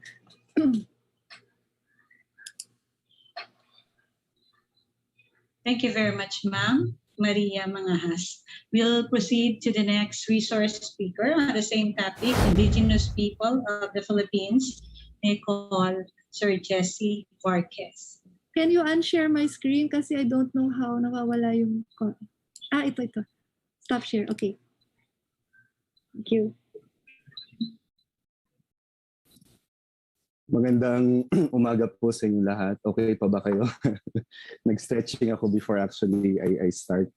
But before anything else, I'd like to thank, of course, yung Camarines Norte State College, which will soon to be a university, I heard. Especially shout out kay Dr. Jotondo for this opportunity to share with you. So I very much look forward na marinig yung thoughts ninyo, especially after Dr. Mangas presentation. No? Ang isa sa mga key takeaways ko doon is masalimuot talaga ang usapin ng mga katutubos. So baka ma-discourage kayo mag-research about indigenous peoples. But all the more, no, we will see this as a challenge to probably rectify past errors on how we represent our indigenous peoples. So sana, ayun, I look forward to your thoughts and questions after my presentation. And if complicated ang usapin ng katutubo, I will complicate it further by bringing you to different aspects about this theme about decolonization. Mahilig kasi yung mga anthropologists mag-complicate ng mga bagay-bagay, as you probably heard from the speakers since yesterday. And in case you are curious, yung map, I also ended up looking at maps while preparing for this topic. This map is from the 1734 na map. And I'm not sure if naka-indicate na dyan yung Daet. I think it's in that place in Dalisay. But it was in the 18th century na period. And as Dr. Mangas has presented, very important yung maps sa mga imagination natin, whether colonial, whether right now, contemporary, napag-locate sa mga katutubo. And then in my presentation, I'm going also to show a lot of photos of actual people, although they're already presumably dead by now because they're from archives. But I recognize the issues along with it. May mga scholars na ayaw nilang magpakita ng mga actual photos ng people even if they're archival na because, parang tayo din, di ba? If we die someday, tapos papakita tayo ng mga future researchers, baka multuhin natin sila. So sa presentation nito, I'm using these photos for academic discussion, and I hope walang masagasaang mga whatever legal and copyright issues. Now, in talking about yung methods of collaboration, I have this flow. No? This is actually a very broad and complicated na topic, and then inisip ko, paano ba ito pag-usapan? So I ended up, I thought probably just to titillate your imagination. Definitely, you can go on deeper to some of these aspects.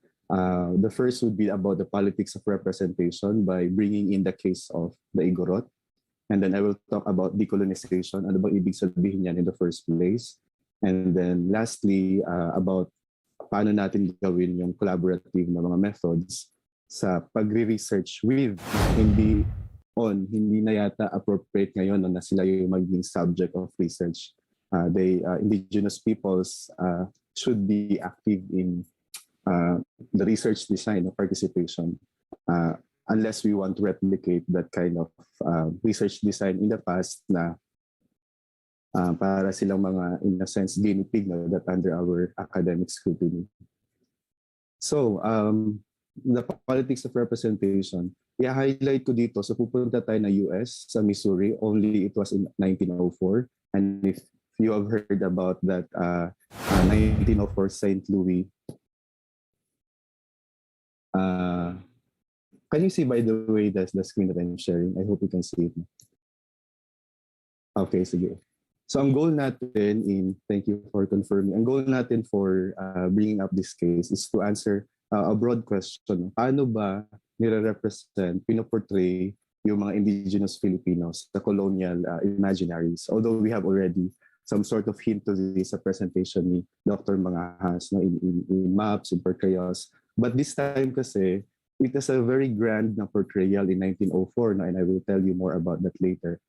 And in talking about this politics of representation, yung case ng Igorot, ang tingin ko, interesting kasi noong 2017, parang may 2.0 version ito na nangyari. So yung photo na nandyan, this is part of the actual photos nung affair noong 1904. No? Tapos ang title niya, and I'm reading in quotes, an entire Igorote family of the better class in reception attire. The array includes father and son, mother and daughter, although all appear about the Jesse, same. can you move your PPT? The slide's not moving. Really? Okay, now you're not using your slides. Okay, sige. Thank you for that. I hope it's, sige, ano ko na lang. Can you see it now? Okay na. Sige. Yes, it's okay now. Kasi nung nagsasalita ka about the Igorots, iba yung ano lang, yung title page lang yung nakikita namin. Okay. Sige. Ito yung earlier na slide about the flow, and then ayan. So nakita nyo na yung picture. Family picture siya essentially. The actual photo featured in an album in the 1904. So again, ang goal ko sana dito is ma-imagine natin paano pinoportray yung indigenous peoples in the past. And in doing so, hopefully, we will not replicate such kinds of representation when we do research among indigenous peoples. So yung caption nga niya, as I was reading earlier, in quotes, the array includes father and son, mother and daughter, and although all appear about the same age, behind them appears the thatched hut they call home. Dozens of such families were included in the Philippine section. And so doon na, may hint na tayo kung paano sa caption, paano gustong i-frame yung photo na ito na for anyone who's looking to this, ang gustong i-suggest is that hindi mo ma-distinguish sino si tatay, sino si nanay. And so parang in my imagination, parang gusto nila i-suggest na at a very early age na probably nagme-marry yung mga Igorot. So ano ba yung sinasabi kong fair na ito? The Louisiana Purchase Exposition was held in St. Louis, Missouri, sa US noong April to December 1904, to commemorate yung pagbili ng US ng Louisiana territory from France, which was 60 million francs, or roughly about 3 cents an acre. And sabi ng mga scholars, arguably, it's the best land deal in American history. So after 100 years, or more or less, they want to celebrate such purchase. No? So yan yung isa sa mga, ano bang tawag dito, yung souvenir na showing the extent of the exposition. As you can see, it's very big, no? It's very grand, and it's popularly called St. Louis World's Fair and extended over 1,200 acres of land at that time. And then the exposition pavilions alone, 128 acres siya. And then sabi dito, the world's first assemblage of world's peoples. No? And sometimes in some literature, ang tawag sa kanya is the largest human zoo. Because basically, ang exposition dito, hindi yung mga objects, hindi yung mga machines or other technologies, but people, and they were replicating yung natural quote-unquote habitat nila. Here, I have a photo of one of the actual indigenous Filipinos that were featured, exhibited in such St. Louis Fair. So ang caption niya, a young married couple of the Bagobos tribe in Philippine Village and Louis World's Fair. So sabi sa literature, pinakasikat daw ang Philippine Reservation kasi hindi lang Filipinos yung feature doon. May mga American Indians, may mga Africans, no? and all other different peoples around the world as sabing a world fair nga siya. Pero of all the features or exhibitions featured at that time, yung Philippine Reservation yung pinakasikat daw. Sabi sa statistics nila, 90 out of 100 fairgoers went to the Philippine exhibit. So ganun siya ka-popular. And according to the publicist ng fair na ito, ang fair daw dapat magbe-benefit yung mga Filipinos through Americanization. Their long sojourn in St. Louis would put them in such close contact with Americans. So ganun yung purpose sana nila na by bringing in the indigenous peoples kasi may mga Moro, may mga katutubo as we imagine right now, no? In this case mga Bagobo, meron ding mga Christian families na yun yung sinasabing civilized. Ang goal is again, ma-Americanize sila para ma-familiarize sa American customs. So in other words, maging civilized. No? And unfortunately, I cringe, no? Because I still hear many people would say, sana ma-civilize sila even among academics when talking about contemporary indigenous populations. At the same time, sabi din daw sa publicist, the American public would become familiar with Philippines' various and incongruous tribal populations who differed in race, language, and religion. So parang two-way, matututo yung mga indigenous Filipinos na dinala nila sa Missouri at yung mga Americans naman matututo sa paano ba yung mga Filipinos. No? And when this was exhibited in 1904, a lot of elite Filipino families allegedly were uncomfortable of this, no? Kasi hindi naman ganyan ang mga Filipino na hindi naman kami puro tribal. And yet, dito sa World Fair na ito, fini-feature yung mga exotic, no, na element of our identity at that time. And then, as hinted also, as explained by Ma'am Maria kanina, no, ang idea dito is ipapakita yung stages of social progress, no, yung evolutionary na pag-iisip dati, social evolution na mayroong mga savage, mayroong mga barbaric, and then eventually at the apex of this, yung mga civilized. And we know right now, of course, that this is a problematic formulation because, well, civilized sila, yung mga the West who formulated such formula in the first place. So meron siyang polyglot assemblage ng mga Igorot, mga Negritos, again, at present ni Ma'am Maria kanina yung may mga heathens, no, may mga pagans, may mga Christian who are supposedly the civilized Indios, and then the Moro or the Muslims. And then the Philippine Reservation daw was designed to deliver the political message, yung evolutionary array of indigenous groups and the advancement of humanity toward 20th century American civilization. In a way, gusto ding ipakita ng mga Amerikano dito na for 300 years, ganito pa rin yung mga Filipino. Parang contest between the Spaniards and the American colonizers. Now, we are better colonizers than the Spaniards in a way. Sabi no, by having this exhibit ng mga Amerikano. Here's another picture showing a young Visayan citizens and Canos on the shore of Arrowhead Lake as part of the St. Louis Exposition. So yung Philippine exhibit, it was very gigantic, no, an expensive undertaking.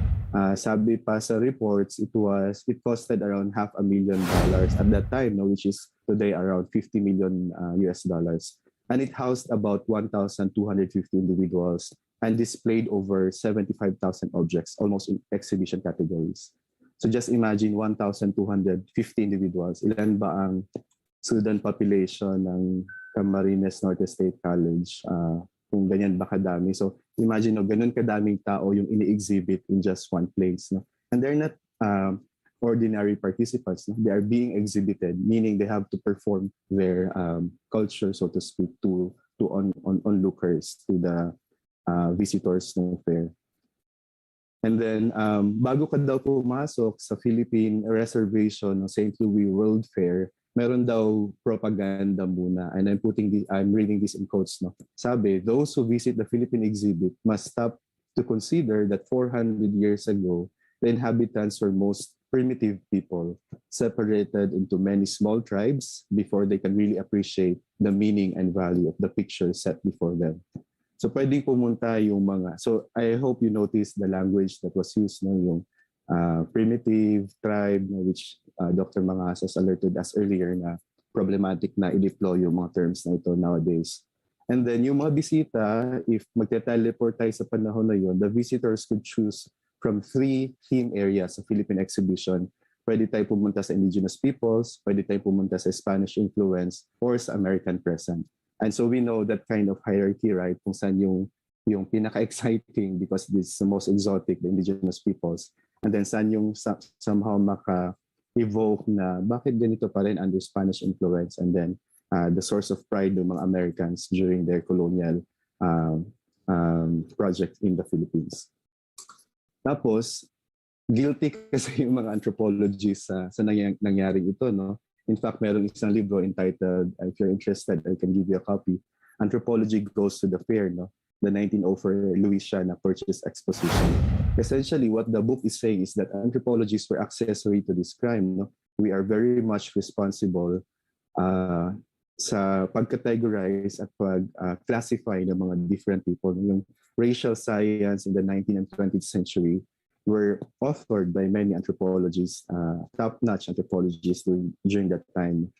And exhibiting different peoples around the world, supposedly, it bridges the different categories, no, where the anthropologists could legitimize our field. No? Kaya pwede kaming tayo na makonsider na science kasi kaya natin i-classify. Remember na part of that discussion ni Dr. Geb yesterday na in categorizing peoples, part yung positivist tendency na kaya mo ngayong i-categorize parang sa natural sciences din na you can put taxonomic classification. So ganun din sa in-apply sa human studies, and eventually it became the racial science.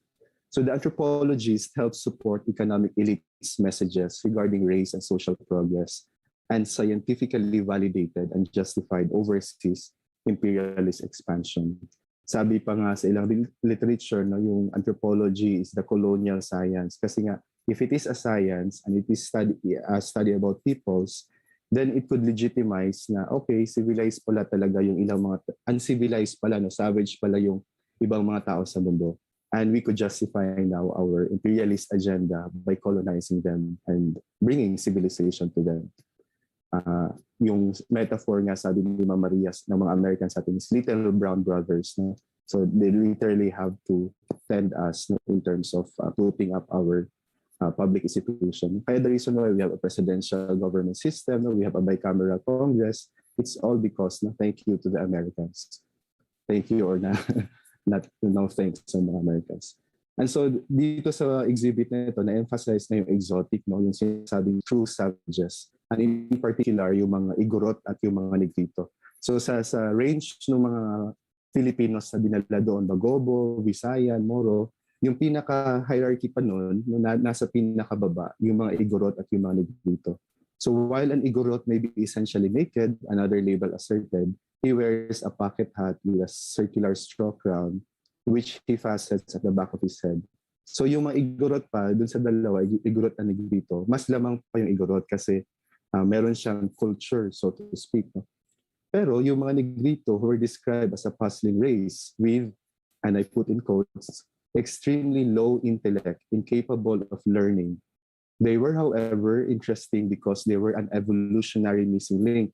So if you are familiar sa narratives ng human evolution, in the 19th, 20th century kasi, obsessed yung mga scientists na hanapin yung missing link, no, to prove that we share a common ancestry with the apes and the monkeys. Yung missing link, ibig sabihin, hindi siya parang mistizo na concept, yung hybrid na kinikwento ni Mama Maria kanina, na hindi tao, pero hindi rin unggoy. Pero in between, no? Kaya siya yung missing link. And they were able to find that missing link, unfortunately, the Negrito population as exhibited dito sa St. Louis World Fair. So ang caption, for example, ng photos sa middle, buntok Igorot men sitting on their drums, eating dog meat, with visitors watching in background.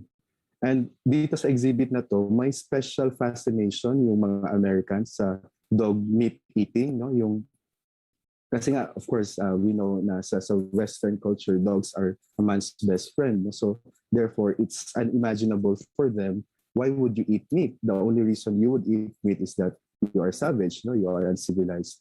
And so gusto nilang pinapakita. In fact, may kwento sa literature na during this time, nagsusupply yung Missouri government, yung sponsor na exhibit na to, ng around 200 dogs a month to the Igorot, just for them to keep on eating dogs. No? Whereas sinasabi naman ng mga Filipino anthropologists, hindi naman typical sa diet ng mga Igorot ang pagkain ng aso. No? It's like a ceremonial or a special meat. It's not a day-to-day like chicken or some fowls. No? And yet, yun yung gusto nila i-exhibit. As you can see in the photo, may mga, sa mid-ground may mga Igorot na kumakain. And then sa likod may mga fully clothed, no, white men observing them. No? And we could only imagine ano yung iniisip nila and ano yung na-form nila na stereotypes, no? When they were looking at our kababayan na mga Ifugao forcibly asked to eat dog meat in this exhibit. Yung caption naman nung photo na Negrito sa right ng slide is, and I put in quote nga, the missing link. No? Meron siyang pangalan, si Repino, a 42-year-old Negrito participant from Bataan in the Philippine Reservation. Now, we don't know anymore kung ano nangyari kay Repino. No? Some would say kasi na may mga pinauwi sa Pilipinas after the fair, and then there were also who stayed in the US. And in fact, may mga yung mga kamag-anak na buhay until now who could trace na mga American citizens, of course, their lineage dito sa mga na-exhibit na mga Pinoy in 1904 na World Fair. And then merong document, you can Google this online, you can get a copy na the complete portfolio of photographs, and very fascinating ito. So ito na yung Igorot case na gusto kong i-highlight. No? So there were at least 115 Igorots during this time, 110 Moros yung feature in exhibit, 80 Visayans, and 40 Negritos on June 12, official census day. There were also midgets who performed acrobatic acts to appeal to the American taste for exotic curiosities. Ano yung mga actual itsura ng mga Igorot na feature dito? Ito yung some of the photos that I find interesting. So, kung maliit yung caption sa left na photo, I will read it to you. Ang caption niya, a Filipino belle. This young woman represents the higher type of islanders who have recently come under the American flag. She is shown standing before the assembly hall in the Philippine section. Personal charm and intelligence are possessed by Filipinos of this type. So, again, notice how we are described, no, to a foreign person, in this case, Americans, kung sino ba ang mga Pilipino na mga katutubo. In the middle, ang caption naman niya sabi, Moro chief posing at the fair. Raised aloft by this Moro warrior is the favorite native weapon, a sword with a narrow blade shaped like a tongue of the flame. A thrust from this odd weapon with its keen double edges inflicts a terrible wound that usually closes when the blade is withdrawn. So ano yung ina-emphasize naman dito, no, na aspect na pagiging Moro by showing an odd weapon, quote unquote. Sa right photo, ang caption niya, an Igorote chief at the exposition. This is the striking head and bust of a young Igorote chief, the warlike representative of a Filipino tribe who have been pronounced of such violent temper that it is impossible to peacefully assimilate with them. They are noted dog eaters of the fair and are said to be head hunters. So again, yan yung representation ng mga katutubo in this World Fair in 1904. As I have said, merong fascination yung American public, at least yung mga nag-exhibit ng 1904 World Fair, St. Louis World Fair, sa dog-eating aspect ng culture ng mga Igorot. So dito, ang caption naman, bleeding the dog. In preparing the dog for the feast of our Igorote children, first strangle him with a cord and then bleed him. This was the time when most of the spectators got on their shocked expression daw, sabi ng literature, which hugely amused those who were about to partake. No? Those chiefly concerned in the bleeding always put on their fiercest looks at this stage of the proceedings. So mayroon ding performance yung mga Igorot during this time na kapag i-bleed na nila yung mga aso nga, no? They would put on their fierce face para ma-fascinate or matakot yung mga American public viewing the exhibit. In a journal article entitled Re-examining Igorot Representation, Issues of Commodification and Cultural Appropriation, written by our colleague sa UGAT, si Annalyn Salvador Amores, sabi niya, the Igorote village was extremely popular with fairgoers and earned significant profit for the organizers. So at the fair, the Igorots performed gong playing, demonstrated weaving, smithing, and rituals to the delight of the patrons. Perhaps one of the most sensational highlights of the exhibit, which created an enduring image of the Igorots, was the staging of the Igorot dog feast. Yung sinasabi natin, yung pinapakita natin so far, wherein the slaughter, roasting, and consumption of a dog was played out of the city of St. Louis, played out. And then the city of St. Louis supplied some 20 dogs a month from the local pound. So the Igorots could perform this titillating spectacle several times a week. And even again, yung dog meat ay hindi naman staple sa Igorot diet. They only eat it on certain occasions. The result was the creation of another still powerful stereotype of the Igorot to be placed alongside those that classify them as headhunters, savages, and freaks, unquote. So yun yung sinulat ni Iking Salvador Amores. So dito naman, singeing the dog, no, yung sinusunog siya briefly para matanggal yung kanyang balahibo. If you're a dog meat eater, then you should be familiar with this process. Interestingly, so 1904, mag-time travel tayo, 2017, merong nangyaring tinatawag na Manila Fame, wherein na-showcase daw and I put in quotes, read in quotes, the best of home, lifestyle, and fashion products from hand-picked exhibitors. So familiar sa atin to na event, right? I have attended, and most likely, many of us have attended this kind of exhibitions, no? And then, ang interesting dito sa exhibit kasi, they also featured a very popular now na tattoo artist, no, na indigenous person, si Wang Od of Kalinga. Sabi sa isang report sa News Online, Wang Od is known to be one of the last Mambabatok or Kalinga traditional tattoo artists. She is said to be 100 years old. Pero yung celebratory mood ng Manila Fame, medyo nag-turn into a different tone because some netizens, no, nung na-point out nila, began criticizing the organizers for supposedly exploiting the tattoo artist by allowing her to tattoo up to 300 attendees at the trade show. So, I'm not sure if nako-connect niyo doon sa World Fair, yung nangyayari dito sa 2017 Manila Fair with that St. Louis exhibition. Definitely, some of the netizens at that time pointed out na parang reminiscent nga ito, no? 2.0, St. Louis World Fair 2.0, wherein you bring an indigenous person to be featured kung ano yung kultura niya. Only this time, not about dog eating, but about tattooing.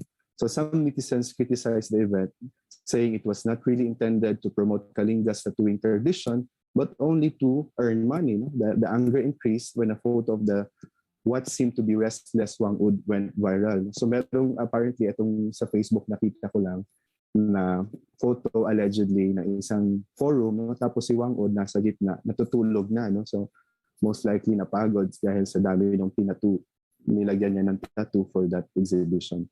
So sabi naman ng another media report, while many were grateful to the chance to meet and get a tattoo from the world-renowned tattooist, some expressed their concern on how the event was handled. Yun nga, kasi nakikita nila na napapagod si Wang Od. Sabi ng isang blogger who posted about the supposed exploitation of Wang Od, the organizers charged attendees 2,500 for a tattoo, 500 for a signature, yung signature niya, yung tatlong dots ng tattoo, and 700 to see Wang Od at the press conference. So you have to pay to see an indigenous artist, a very old person, just to see her craft, no? Which is tattooing. So I'm not sure with you again if you can see that connection of the St. Louis World Fair and this particular Manila film. But definitely, as I have said, nakita ng mga netizens with their critical eyes, no, yung sense of exploitation dito. Sabi pa ng Philippine Tattoo Artists Guild, and I'm reading in quotes, no, inabuso talaga siya, wala silang kaalam-alam na ipagtatattoo siya pagdating sa Manila. Pero sa statement ng organizers ng Manila Fame, they clarified naman daw that all proceeds of the tattoos of Wang Od and her nieces were handed to the Kalinga elders. So binigay naman daw lahat ng proceeds, no?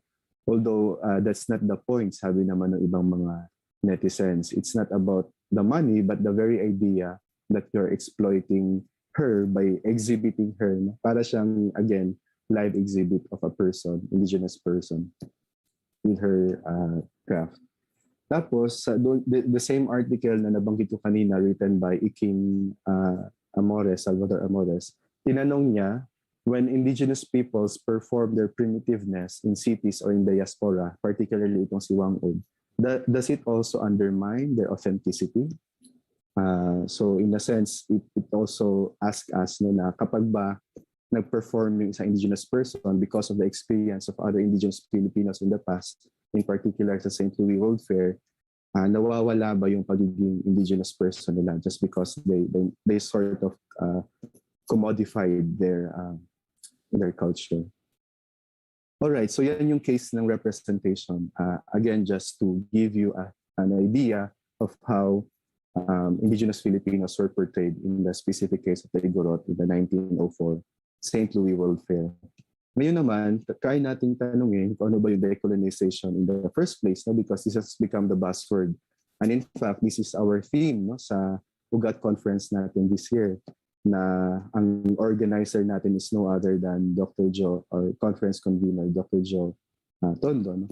And so malawak din ang literature about decolonization, but for the purposes of our discussion today, because I'm given a limited time, I will discuss what I call the Western version of decolonization and the Philippine version. So when we say decolonization, essentially from the term, no, as the name implies, tanggalin natin yung colonizing aspect of how we represent indigeneity. As we have seen in the first part of this presentation, my deliberate attempt, no, to portray indigenous populations or indigenous Filipinos as backward, as uncivilized, as savage, as compared to the white person, and in this case nga dito, white European, Euro-American, cisgender, heterosexual male, because karamihan ng mga anthropologists in the 19th and early 20th century were mostly puti, no, lalaki, tapos yan, yung feature na yan, no? Cisgender heterosexual male. And as you can see, this picture on the left may seem to be just a typical picture, right? Pero pag i-examine mo ito using what we know so far, you would see that there are underlying messages around here. No? We see again the contrast between a big person, white guy, fully clothed, no, therefore civilized, and two indigenous persons, in this case, Negrito man and woman of Mount Mariveles, province of Bataan, na scantily clothed, no, and even the the woman is bare-breasted, to which for some people during that time and even until now would be a shock na bakit walang damit pantaas. So in a sense, yun yung point ng decolonization. So if the anthropologists were the guilty party to the racial sciences, ang mga anthropologists din ang first nag-call na, teka lang, pigilan muna natin tong ganitong klaseng pag-iisip sa mga tao and we should put this into context where political and different colonial imperialist projects were taking place. No? So merong call for decolonize within anthropology as hinted by Dr. Ellie Gibb sa talk niya kahapon, na i-rehistoricize yung anthropology, gaya nung na-present din ni Ma'am Maria, of thinking about how we represent indigenous Filipinos in the past and ano yung implication niya sa othering na tinatawag. Paano ba natin gustong imagine? So at this point, I hope you are already asking questions in your mind when we do research sa mga indigenous peoples in Camarines Norte. Ano yung way of looking natin? Ano yung framing kaya natin sa pag-research with indigenous peoples? And then one of the important aspects of decolonization is to pay attention to structures of power and control that emerged during colonialism and continue into the present. As what we have seen doon sa case ng Manila Fame. Of course, yung intent ng organizers ng Manila Fame were probably very sincere, no? And hindi gustong mag-stir up ng controversy. But again, if we don't study our history and how we represent indigenous peoples, we will run into interesting sort of conundrum and problems and issues. So yun yung briefly anong ibig sabihin ng Western colonization na sinasabi natin. Pero sa Philippines din, before this term became fashionable, decolonization, marami nang ginagawa yung mga local quote-unquote scholars natin to indigenize the social sciences, which started around 70s. But interestingly, itong mga scholars natin, sina Ver Enriquez, sina Susa Lasal, Prospero Covar, they were trained abroad. No? Nag-aral sila sa labas. Tapos nung bumalik sila sa Pilipinas, yun nga, nagkaroon ng indigenization movement. And probably some of our elders here na nasa ugat can share more later sa question and answer portion about how these things unfold, no? This movement to indigenize the social sciences. So sa larangan ng psikolohiya, nandyan yung SP or Psikolohiyang Pilipino. Sa larangan naman ng disiplina ng kasaysayan, nandyan yung pantayang pananaw. At sa anthropology, yung tinatawag na Pilipinolohiya ni Poping Covar. So nagkaroon ng linguistic term na tinatawag that many of the concepts, social science concepts that we learned in the Western model were now translated into local categories para siya yung magiging angkla natin para intindihin yung sarili nating kultura. So for example, yung anthropology ngayon na ay agham taonan, the science of humans. And so yan yung name din ng journal natin sa Ugat. If you're interested, you can look it up sa webpage ng Ugat para makita niyo some of the publications. Yung isa sa mga elders natin sa anthropology sa Ugat, si founding president natin, si Lolo Pons Bunagen, meron siyang sinulat about Asianization of anthropology. Sabi niya, this perspective to Asianize anthropology and the other sciences was the logical consequence of the recognition of the inadequacy of Western models, hypotheses, and theories. If you are a major of education, for instance, di ba, may mga theories of learning, no? Tapos all those foreign names na tapos ilalapat natin sa Philippine experience. No? So essentially, ganun yung nakita ng mga scholars natin na hindi sapat. No? May kakulangan ang mga banyagang konsepto at kategorya para maintindihan kung sino tayo as a peoples. No? Sabi ng isang Malaysian sociologist, may sinulat siya about chapter ng isang book, Indigenization, Features and Problems, na hindi lang kasi sa Pilipinas nagkaroon ng indigenization movement ng social sciences ng maraming bansa sa Asia and Africa and Latin America. And if you look at the patterns kung paano nag-indigenize yung social sciences, ito daw yung mga themes na nag-emerge, na the lack of creativity, for instance. No? Yung inability ng mga local scholars, local I mean yung mga native now to turn into scholars of anthropologists, for instance, outside the Euro-American cultural area to generate original theories and methods. If you review, for instance, yung mga social theories na napag-aralan ninyo, if you when you were doing social science courses, again, karamihan doon ay mga foreigner, no? Karamihan doon ay mga lalaki, karamihan doon ay mga ano. So nawawala ng boses, ito yung sinatawag na the absence of subaltern voices, yung mga tao na pinoportray doon sa mga pag-aaral na yun. Yung mimesis naman, yung uncritical adoption of imitation of Western anthropological models, no? Yung parang ano lang, dispenser pedagogy lang tayo na kung ano yung sabi sa textbook, yun na rin ituturo natin, no? Without a critical reflection of whether these concepts are applicable in the first place in our own local context. Essentialism is, nabanggit na to many times in the presentation ng mga speakers natin, yung idea na kaya mong i-delineate into features, no? Essential features, yung mga traits ng mga tao. So halimbawa, ito nga, kung ang negrito, in some descriptions, they would pay attention na kulot ang buhok niya, pango ang ilong niya, or maitim yung balat niya. Again, these descriptions are tendencies toward essentialism. Gusto mong i-highlight lang yung features. But we know na maraming exceptions sa mga features na yan.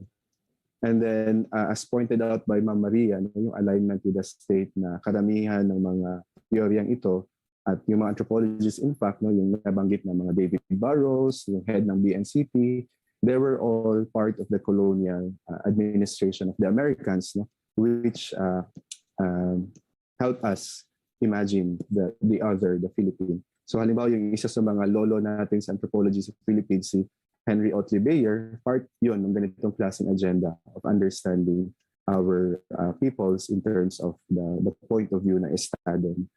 Yung mga may stages of development. Merong isang libro na in fact nandun sa mga set of readings na share natin. If you're interested about decolonizing in terms of methodologies, merong isang landmark publication na kinakonsider ng marami from a Maori scholar. I'm not sure if na-meet ito ni Doc Jo Tondo sa New Zealand na nag-aaral siya doon. Si Linda Tuhiwai Smith, na isa siyang Maori, tapos may sinulat nga siyang libro na ganito. Ang punto niya, sinulat niya ang libro, by the way, not for non-indigenous scholars but indigenous scholars, no, para paano ba natin i-decolonize na yung research. Meron kasi siyang sinabi sa introduction niya, no, from the vantage point of the colonized, a position from which I write and choose to privilege, the term research is inextricably linked to European imperialism and colonialism. The word itself, research, is probably one of the dirtiest words in indigenous world's vocabulary. Ang gusto niya i-point out na yung naiinis na, no, asar na yung mga katutubo sa mga tagalabas na nire-research sila tapos umaalis tapos walang nangyayari sa sitwasyon ng mga katutubo. Kasi if we look at the indigenous populations then and now, yung situation naman nila talaga are common, no? Yung na-point out nga na marginalized, no? They are socio-economically underprivileged and many other issues na hindi nabibigyan ng tuon kasi yung gaze sa kanila mas gusto yung exotic, no? Yung tignan na ano ba yung belief nila, ano ba yung kaysa sa real situation na sana ay ma-uplift sila in terms of socio-economic standing and rights-based approach sa development. Although, sinasabi din ng libro na ang intention naman ng mga researchers, gaya nung nag-organize ng St. Louis World Fair ay sincere, right? Like when we do research on indigenous peoples, we mean no harm, right? Pero yun nga, kapag built-in pa rin yung ganong klaseng colonialist na tendency of doing research, no, by putting them in a parang observational status lang na para sila mga organisms na gusto mong tignan lang at i-describe, inherently meron siyang oppressive elements as pointed out by many scholars. So I urge everyone, kasi nasa ito folder ng Google Drive, I'm not sure if na-share sa inyo, to look this up, no, very easily readable ng itong book na ito and maraming interesting points na sinare dito. And yung kinote ko dito is about, again, if we do research methodology and indigenous peoples together at wala tayong attentive na pagtingin sa mga issue ng colonialism at we are perpetuating the errors of the past. As we have said, anthropology as a colonial science is most complicit sa classification and framing of the other. So for instance, ito din madaling i-google, publication ng 1909, and basahin mo lang yung intro, you would get a sense of how they would describe us, no, and akin, because nandun yung framing again na mababa tayo, and therefore they have to colonize us to be assimilated into a civilized na manner. So yung may nag-describe that anthropology is the science of imperialism par excellence, because the anthropologists were very good in portraying the indigenous peoples into categories, into classification that really fit into that racial sciences na framework. And then, meron akong nagustuhan quote dito sa isang reference. Sabi niya, we cannot do much to right the wrongs of colonial past. No? Hindi naman tayo pwede mag-time travel at sirain yung St. Louis World Fair, so to speak. Yet we can be vigilant about the lurking and unquestioned presence and then confront them with all the discomfort that entails. So even if parang self-criticism minsan yung ginagawa natin, part yun, no, ng decolonizing process on how we understand ourselves as a people and how we portray ourselves, no, yung different indigenous communities sa research outputs natin. So lastly, malapit na palang mag-lunch, so baka nagugutom na kayo sa lahat na sinasabi natin. So ito na yung last part, the methods of collaboration. Paano ba natin, considering all the issues that we mentioned so far, no? Briefly lang naman na-encounter natin dun sa politics of representation. Paano tayo mag-conduct ngayon ng research among the IPs? No? So in this last part of the presentation, yung mga gusto kong pag-usapan, yung mga possible avenues for collaboration. So as, among others, no, we do not, again, repeat the errors of the past.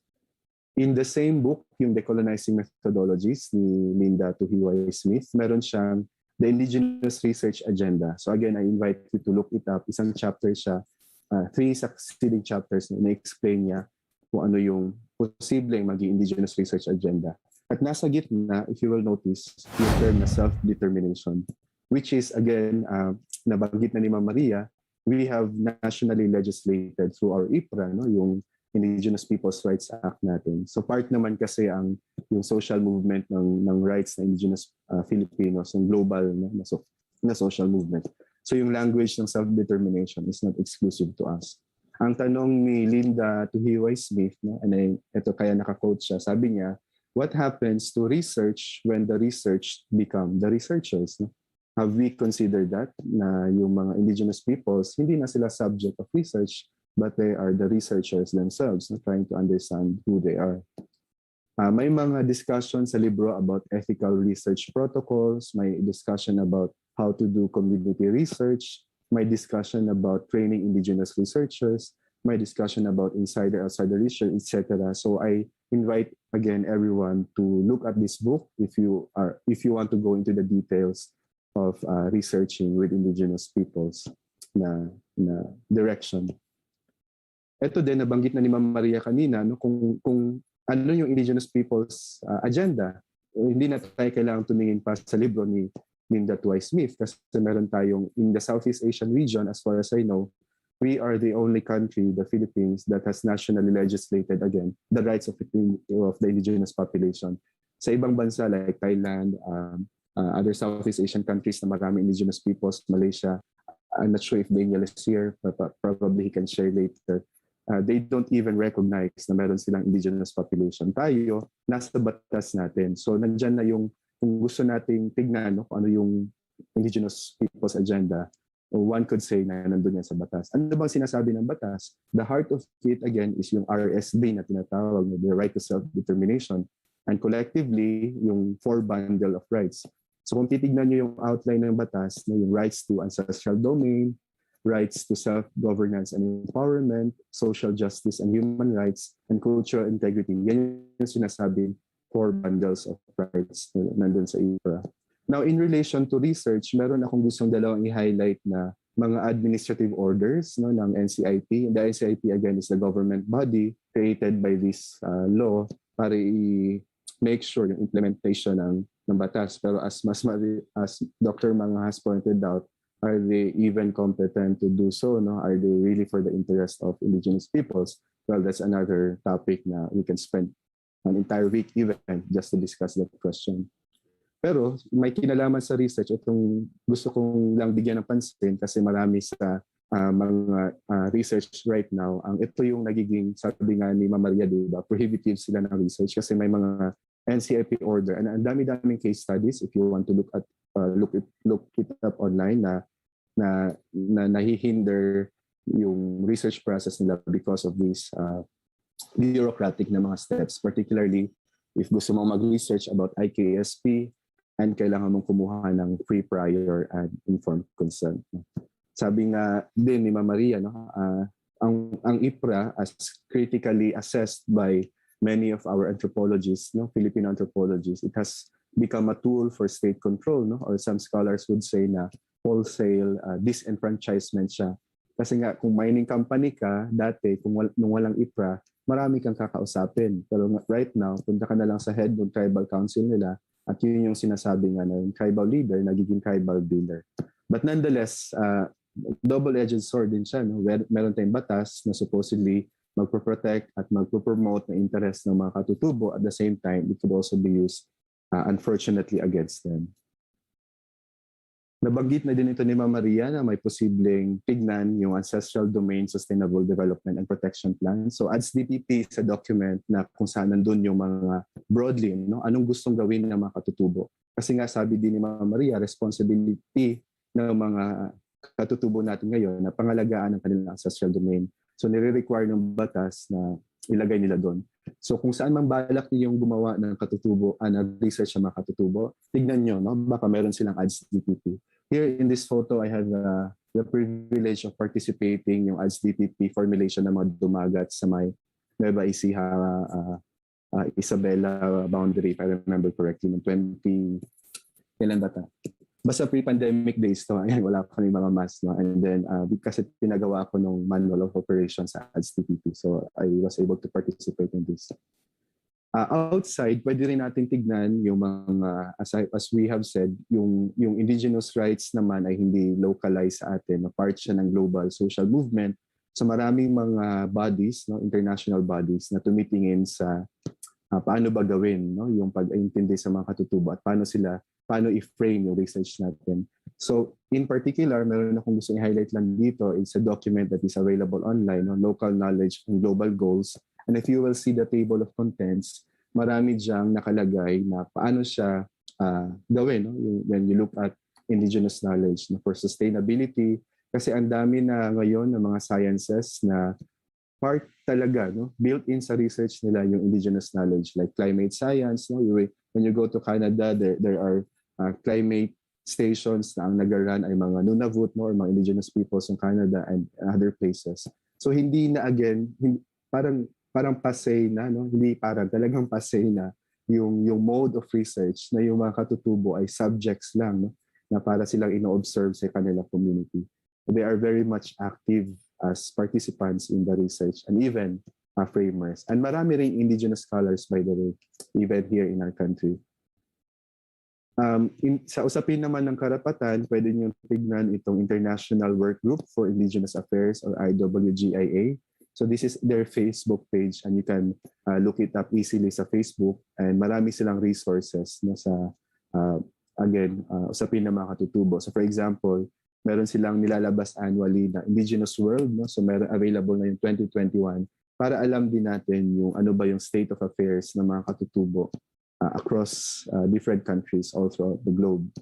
Dito sa Pilipinas, ito yung nabanggit ni Ma'am Maria kanina, part din tayo ng isang global movement to protect the ancestral domain, kasi nakikita na hindi enough yung batas natin na IPRA. In fact, may sinusulungan na bill sa Kongreso para ipasa yung ICCA bill, but unfortunately, hindi siya priority ng incumbent na government. So maraming, I'm just giving you some of the avenues na pwede niyong explore para tignan yung decolonizing aspect of doing research with indigenous peoples. In particular, ang suggestion ni Dr. Mangahas, pwede natin tignan actually yung sinasabi nating indigenization ng psikolohiyang Pilipino sa possible indigenous research methods. And if you're familiar with this, meron siyang sinasabing 3 core values na yung pakikipagkapwa, pakikiramdam at bahala na. Yung kapwa is a very central concept sa psikolohiyang Pilipino kasi ito yung self in the other, sabi nga ni Ver Enriquez na yung we think of ourselves, di ba? Yung hindi lang individual tayo na kundi in relation always to others. Yung kapwa natin. I remember growing up yung may show na Kapwa Ko, Mahal Ko, and it was just a popular way of depicting yung social relatedness natin sa isa't isa. In other words, sabi ng psikolohiyang Pilipino, hindi tayo nag-iisip na individual na, no? Yung individualistic na sensibilities na common sa West na mga personalities. Sa atin, more on personhood. In relation to this, may mga kaakibat na mga konsepto, no? Yung pwede na i-apply sa research. No? Sabi sa handout ni Dr. Mangahas, pwede itong tignan na levels of social or interpersonal reaction. So pagpupunta tayo sa field, nakikitungo ba tayo or what we can translate as ability? No? Nakikisalamuha ba tayo or mixing, pakikilahok, joining in, or pakikibagay, conformity, pakikisama, pakikipagpalagayang loob, no? Or establishing mutual trust or rapport, at pakikisangkot. Ang sabi dito, at least kung ma-achieve mo daw yung pakikisama, yun na yung, or pakikipagkalagayang loob, no? Yung kaya na magbahagi ng mga karanasan, yung mga tao na pinapag-aralan mo or nakikipag-aral ka with, ay yun na yung objective, yung attainable na level. And then pakikiisa or solidarity. So as you can see, marami sa lahat ng mga terms na ito, pakiki yung affixation niya. Ang explanation ng mga linguist or ng even ng nag-aaral ng psikolohiyang Pilipino, pakiki implies yung politeness, no, toward the other pa rin. Pakikisama, pakikibahagi, joining, or doing others are doing, sharing work or stories.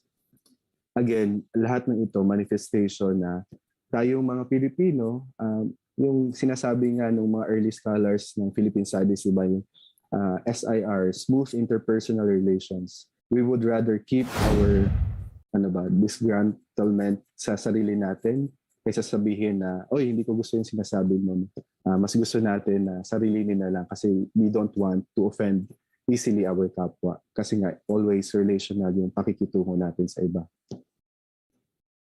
Furthermore, yung mga application ng psikolohiyang Pilipino, pwede rin natin tignan, and this will be the last part of this talk, as indigenous research methods. So doon sa project ng psikolohiyang Pilipino, meron talaga silang methodological approaches on how to do SP psikolohiyang Pilipino. So yung pakapa-kapa, yung feeling one's way in the dark. Di ba pag pumunta naman tayo na isang lugar na hindi tayo familiar, we don't act arrogantly, I hope. No? Nakikikapa sa paligid mo kung sino ba ang leader dito, no? Without even asking. Kasi nalalaman mo ang community dynamics at the surface through pakapa. And then nagtatanong-tanong ka, no? Kumusta po kayo? Kumusta ang ninyo? Anong kinabubuhay ng mga tao dito? Ganyan. So parang incremental din siya, gradual na stages. No? And then eventually makikipagkwentuhan ka. So karamihan appealing sa mga anthropologists kasi hindi kasi ayaw yung nakikiugaling pagmamasid, yung nakalagay diyan sa gitna is Ponciano Benaghen's translation of participant observation na na-explain yesterday na mas gusto ng mga anthropologists yung unobtrusive na methods, yung hindi pupunta ka doon tapos mag-i-interview ka na, more of a smooth siya na process, no? Hindi yung abrupt and obtrusive na process. So dumadalaw, pagdalaw-dalaw, pakikisama, panunuluyan, pakikipamuhay, and so on. And if I remember correctly nga yung metaphor ni Dr. Giab, di ba? Ang ethnography is a sort of commitment. Kung kaya mo ba siyang mahalin in 1 year pa yata yung limit ni Dr. Giab. So hindi talaga madali, in other words, no, yung in a sense doing ethnography because it entails a lot of giving up our personal comforts just to do research when you go to communities. Some principles, last na sa part ng psikolohiyang Pilipino, again galing sa handout ni Dr. Mangahas. Sabi niya, research topics should be relevant to the people being studied. No? As we have seen, kung gusto nating mag-research sa mga indigenous peoples, tapos ang agenda pala natin ay hindi naman akma sa anong gusto nilang mangyari, ay may problema yon. It should be considered as problematic. Ang welfare at interest ng mga research participant takes precedence, and I hope this will be highlighted, of course, sa ethics module na mapag-uusapan in the future next week. And then I hope we will ask questions as asked by Dr. Manghas earlier na itanong natin ang ethics question about ethnography. Also, the process of getting data is as important as in getting the data. Ito probably yung connect sa sinasabi ni Dr. Geb yesterday, yung critical self-reflexivity. No? Yung mga anthropologists, hindi lang kasi data miner. No? We put attention to the process, how it unfolds. No? Kung halimbawa, natanong mo siya, ano ba yung nangyari? Was it yung positionality mo as a researcher, meaning you are a person employed in a university with relatively greater privilege than an indigenous person who has more or less socio-economically disadvantaged. So anthropologists, ethnographers pay attention to this. The research methodology should be appropriate to cultural norms. The method is not disruptive. The method adjusts to the people. So kaya gustong-gusto ng mga anthropologists yung nakikiugaling pagmamasid kasi ina-attempt mo maging part ng community. Hindi ka pupunta doon na mag-interview po ako ng alas 9 to alas 10 sa inyo. So nadi-disrupt yung trabaho niya. No? Whereas pwede kang makitulog, no? as we have experienced and shared yesterday, no? Sa bahay ng mga informants para makita mo yung context kung saan sila nabubuhay. Research participants may have an input in the process of research, halimbawa sa time management. So in many times I've encountered this no, na ayaw nila magpa-interview kasi or makipagkwentuhan kasi meron silang ginagawa, and you have to respect that no, because it's their time that you are taking. Paano ba yung mga tanong, di ba? Usually pinopropose natin sa research proposal, these are the questions to be asked. But meron bang say yung mga community, yung mga tao na pag-aaralan ng research na yon sa how we structure the questions. Researchers must possess pakikiramdam, no? Know how to ask personal questions. When to leave, how to interpret yes and no. So sa pakikiramdam natin, madalas hindi nga tayo directly say no or yes right to people. Through pakikiramdam, alam na natin ayaw niyang makausap, no? Or hindi niya gusto pag-usapan yung topic na yan kasi sensitive without even saying na or asking the informant or the interlocutor na yes or no. And then the language of the people should be language of the research. That's why I think it's very important that you yourselves are the researchers, no? Because you speak the language and therefore you know the cultural nuances of that community where you are doing your study. And then as if ethnography is a commitment, many of the personal connections are established. And until now, no, friends pa rin yung mga research, sometimes nagiging ninong yung anthropologist kasi hindi na research yung connection between the participants of the research. So yung concepts ng reciprocity, caring, sharing, and solidarity. All right, so as a way of concluding, I will leave you some questions to ponder. And I hope again that in decolonizing research with indigenous peoples, we are willing to face these difficult questions, no? In doing so. So in conducting research with the indigenous peoples of Camarines Norte, what is our agenda in the first place? In the research process, are we attentive to the structures of power and control that shape our framing and imagination of the other? Or just like what the Manila fame did, no? We are replicating the errors of the past. Are there synergies between our research agenda and indigenous people's plight and rights? And what methods of collaboration will take place? And I am borrowing this question from one of the references. Who speaks for whom, where, and how? And on that, maraming salamat po sa pakikinig. Ay sana ay okay pa kayo. At ito yung topic natin sa methods of collaboration, decolonizing research with indigenous peoples. Diyos mabalos. Thank you very much, Sir Jesse Vargas Jr. and Ma'am Maria Mangahas. So, do we have questions from our participants for the Q&A? Let's check po. Actually, some of the questions are already answered. Wala na yata, sir and ma'am. Tinitingnan ko nga yung chat eh. Opo.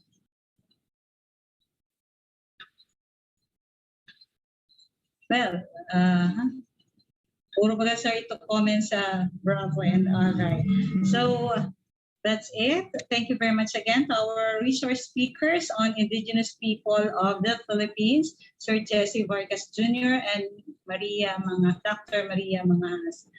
All right, so for the awarding of certificate of appreciation, commendation to our resource speaker. May I read? Certificate of commendation is awarded to Maria Mangahas in grateful recognition of her distinguished and invaluable service rendered as resource person during the Doing Ethnography Seminar Workshop held on July 16 and thereby contributing immeasurably to the prestige and success of the event, given the 16th day of July 2021. Signed, Director Freddie T. Bernal Cecil III, our OIC President. I think we have one question in the chat. But anyway, let me just continue. Same certificate is awarded to Jesse Vargas Jr. All right, so we have our virtual awarding of certificate of commendation to our two resource speaker. By the way, sir, I have seen one question here in the chat box. Let me read. From Sir Abner Jose Villar from the College of Arts and Sciences. How do you conduct ethnography study on IPs where the environment is hostile, meaning infested by rebels? Okay, sir or ma'am, Mary? May article, you want to, maiksi lang sa akin. May article si Gus Gatmaitan about a situation like that. I can share it. Tapos, I'll just share that one time I led a field school sa Antipolo. Tapos, nung nagpapaalam kami sa community, ang sabi ng local, sabi nila, magpaalam kayo sa mayor, ganyan, governor. And then, they also said, tapos kami nang bahala magpaalam dun sa other people. And then it turned out that there were NPA in the area. Pero yung community yung naging bahala sa kanila. Later on, in the middle and toward the end of our fieldwork, while we were there, may dumadaan na military, but we didn't have any encounters with them until toward the end. And that was the only time where I felt, I'm glad we're leaving already. But in general, ganun ne. So parang you feel for saan ba dapat magpaalam. Tapos kung the community will know best. And then if they also say dapat sa military magpaalam din kayo, we would have also done that. Yeah, that's the key question, I guess. Saan ba dapat magpaalam? Kasi bureaucratically, the law compels us na humingi ng FPIC, ganyan. Pero dapat muna talaga for me, doon sa mga tao, no? Kasi doon naman magsisimula. Kasi kung magpapaalam ka, for instance, unang-una sa mayor, ganyan, tapos papasok ka sa community, mas magiging parang outsider yung dating mo, no? So hindi siya something na as I have experienced, like I remember ang MA thesis ko kasi sa Agusan del Sur sa Mindanao, no, and meron akong isang key informant, ang dami niyang alam, no, and tapos so lagi akong nakikipag kausap sa kanya. Eventually I found out na dati pala siyang NPA, no, kaya marami siyang alam sa community, marami siyang alam sa but dati, no, hindi na siya active sa movement. So I guess again the main question should be, kanino ba dapat magpaalam? So yung tanong, kung gusto nating mag-research, dapat magpaalam muna sa sa komunidad. Kasi kung in the first place, kung ayaw nila, kung maski kanino mo gusto magpaalam, kung ayaw ng community, wala ring mangyayari. It will just be an antagonistic relationship. Permission to speak sa mga facilitators. Yes, ma'am. In terms of Camarines Norte, we have worked out a memorandum of agreement with some municipalities, no? And we also have a memorandum of cooperation with the NCIP. So probably that would be sort of shortening the process. Now, the only thing left for the researchers would be to tell the community. Yun ang ano, kasi in terms ng mga iba pang mga bagay-bagay, inasikaso na ng Office of the Vice President for Research and Extension.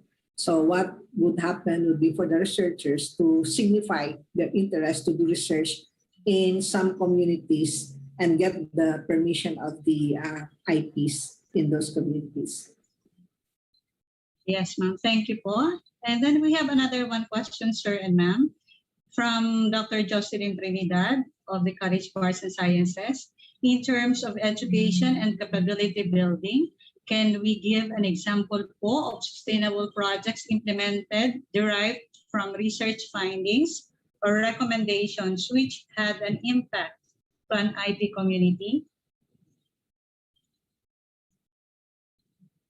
Siguro may share ko dito yung recently concluded project ko sa UPLB. No? We were doing climate change impacts sa mga agri-fishery communities. No? Some of our sites were indigenous peoples. So gaya nung sinabi ni Dr. Manghas kanina, hindi lang yung NCIP, yung ahensya ng gobyerno na may ugnayan, no, sa mga katutubo. Marami rin, halimbawa DNR, BPI nga, or even yung DOT tourism, may mga relationship. So pwedeng ganun din yung pasok natin, no? Kasi may establish, hindi naman yung mga katutubo ay detached from the outside world. So meron silang relationship with NGOs, meron silang relationship with government line agencies. So kung may existing na relationship na ganun, pwedeng doon tayo pumasok. So in terms of example of sustainable projects, pwedeng ganun, yung tignan, no? Yung community mismo yung nagpapatakbo ng project na being implemented by government agency.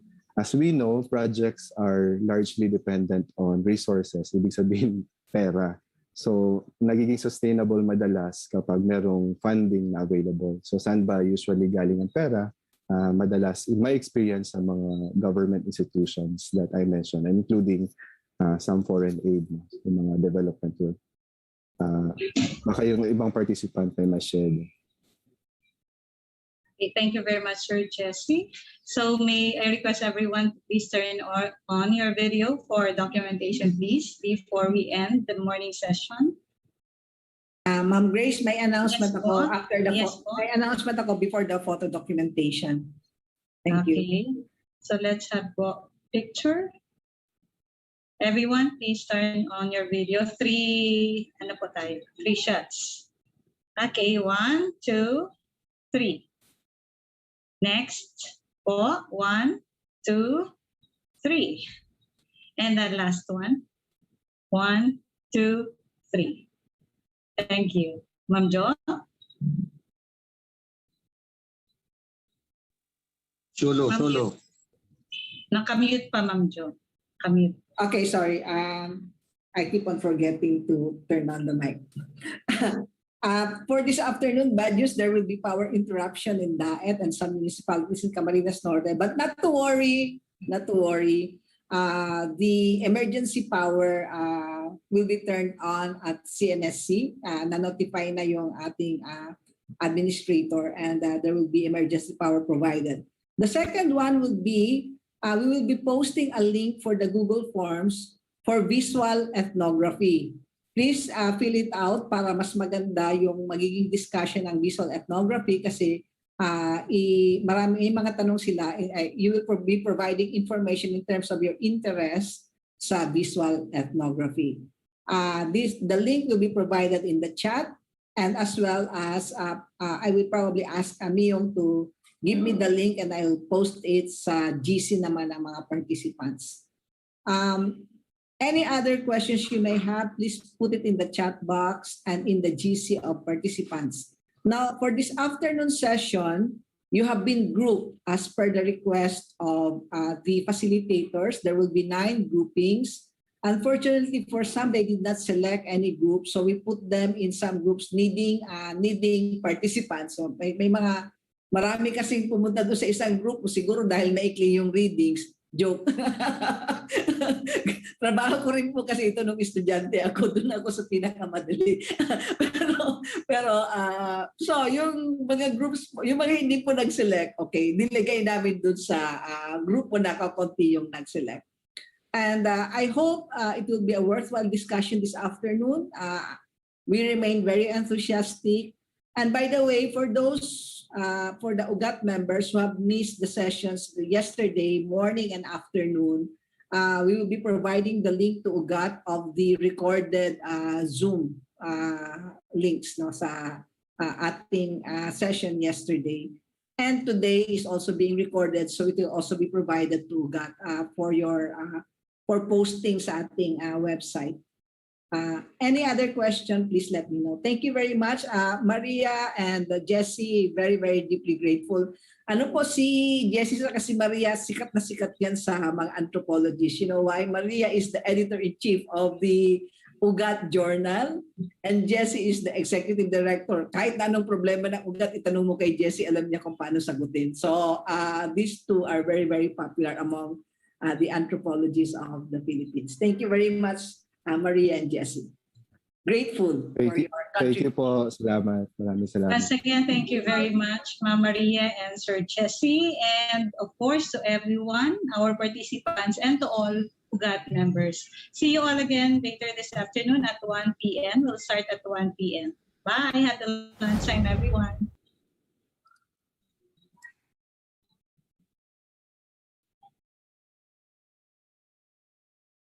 Ready-made purchase request. It tells the procurement office what and when to purchase. The recording has stopped. It can be accessed online and soon offline. How is it accepted by the users? The technology acceptance survey conducted to the users of EBP Pro shows this result.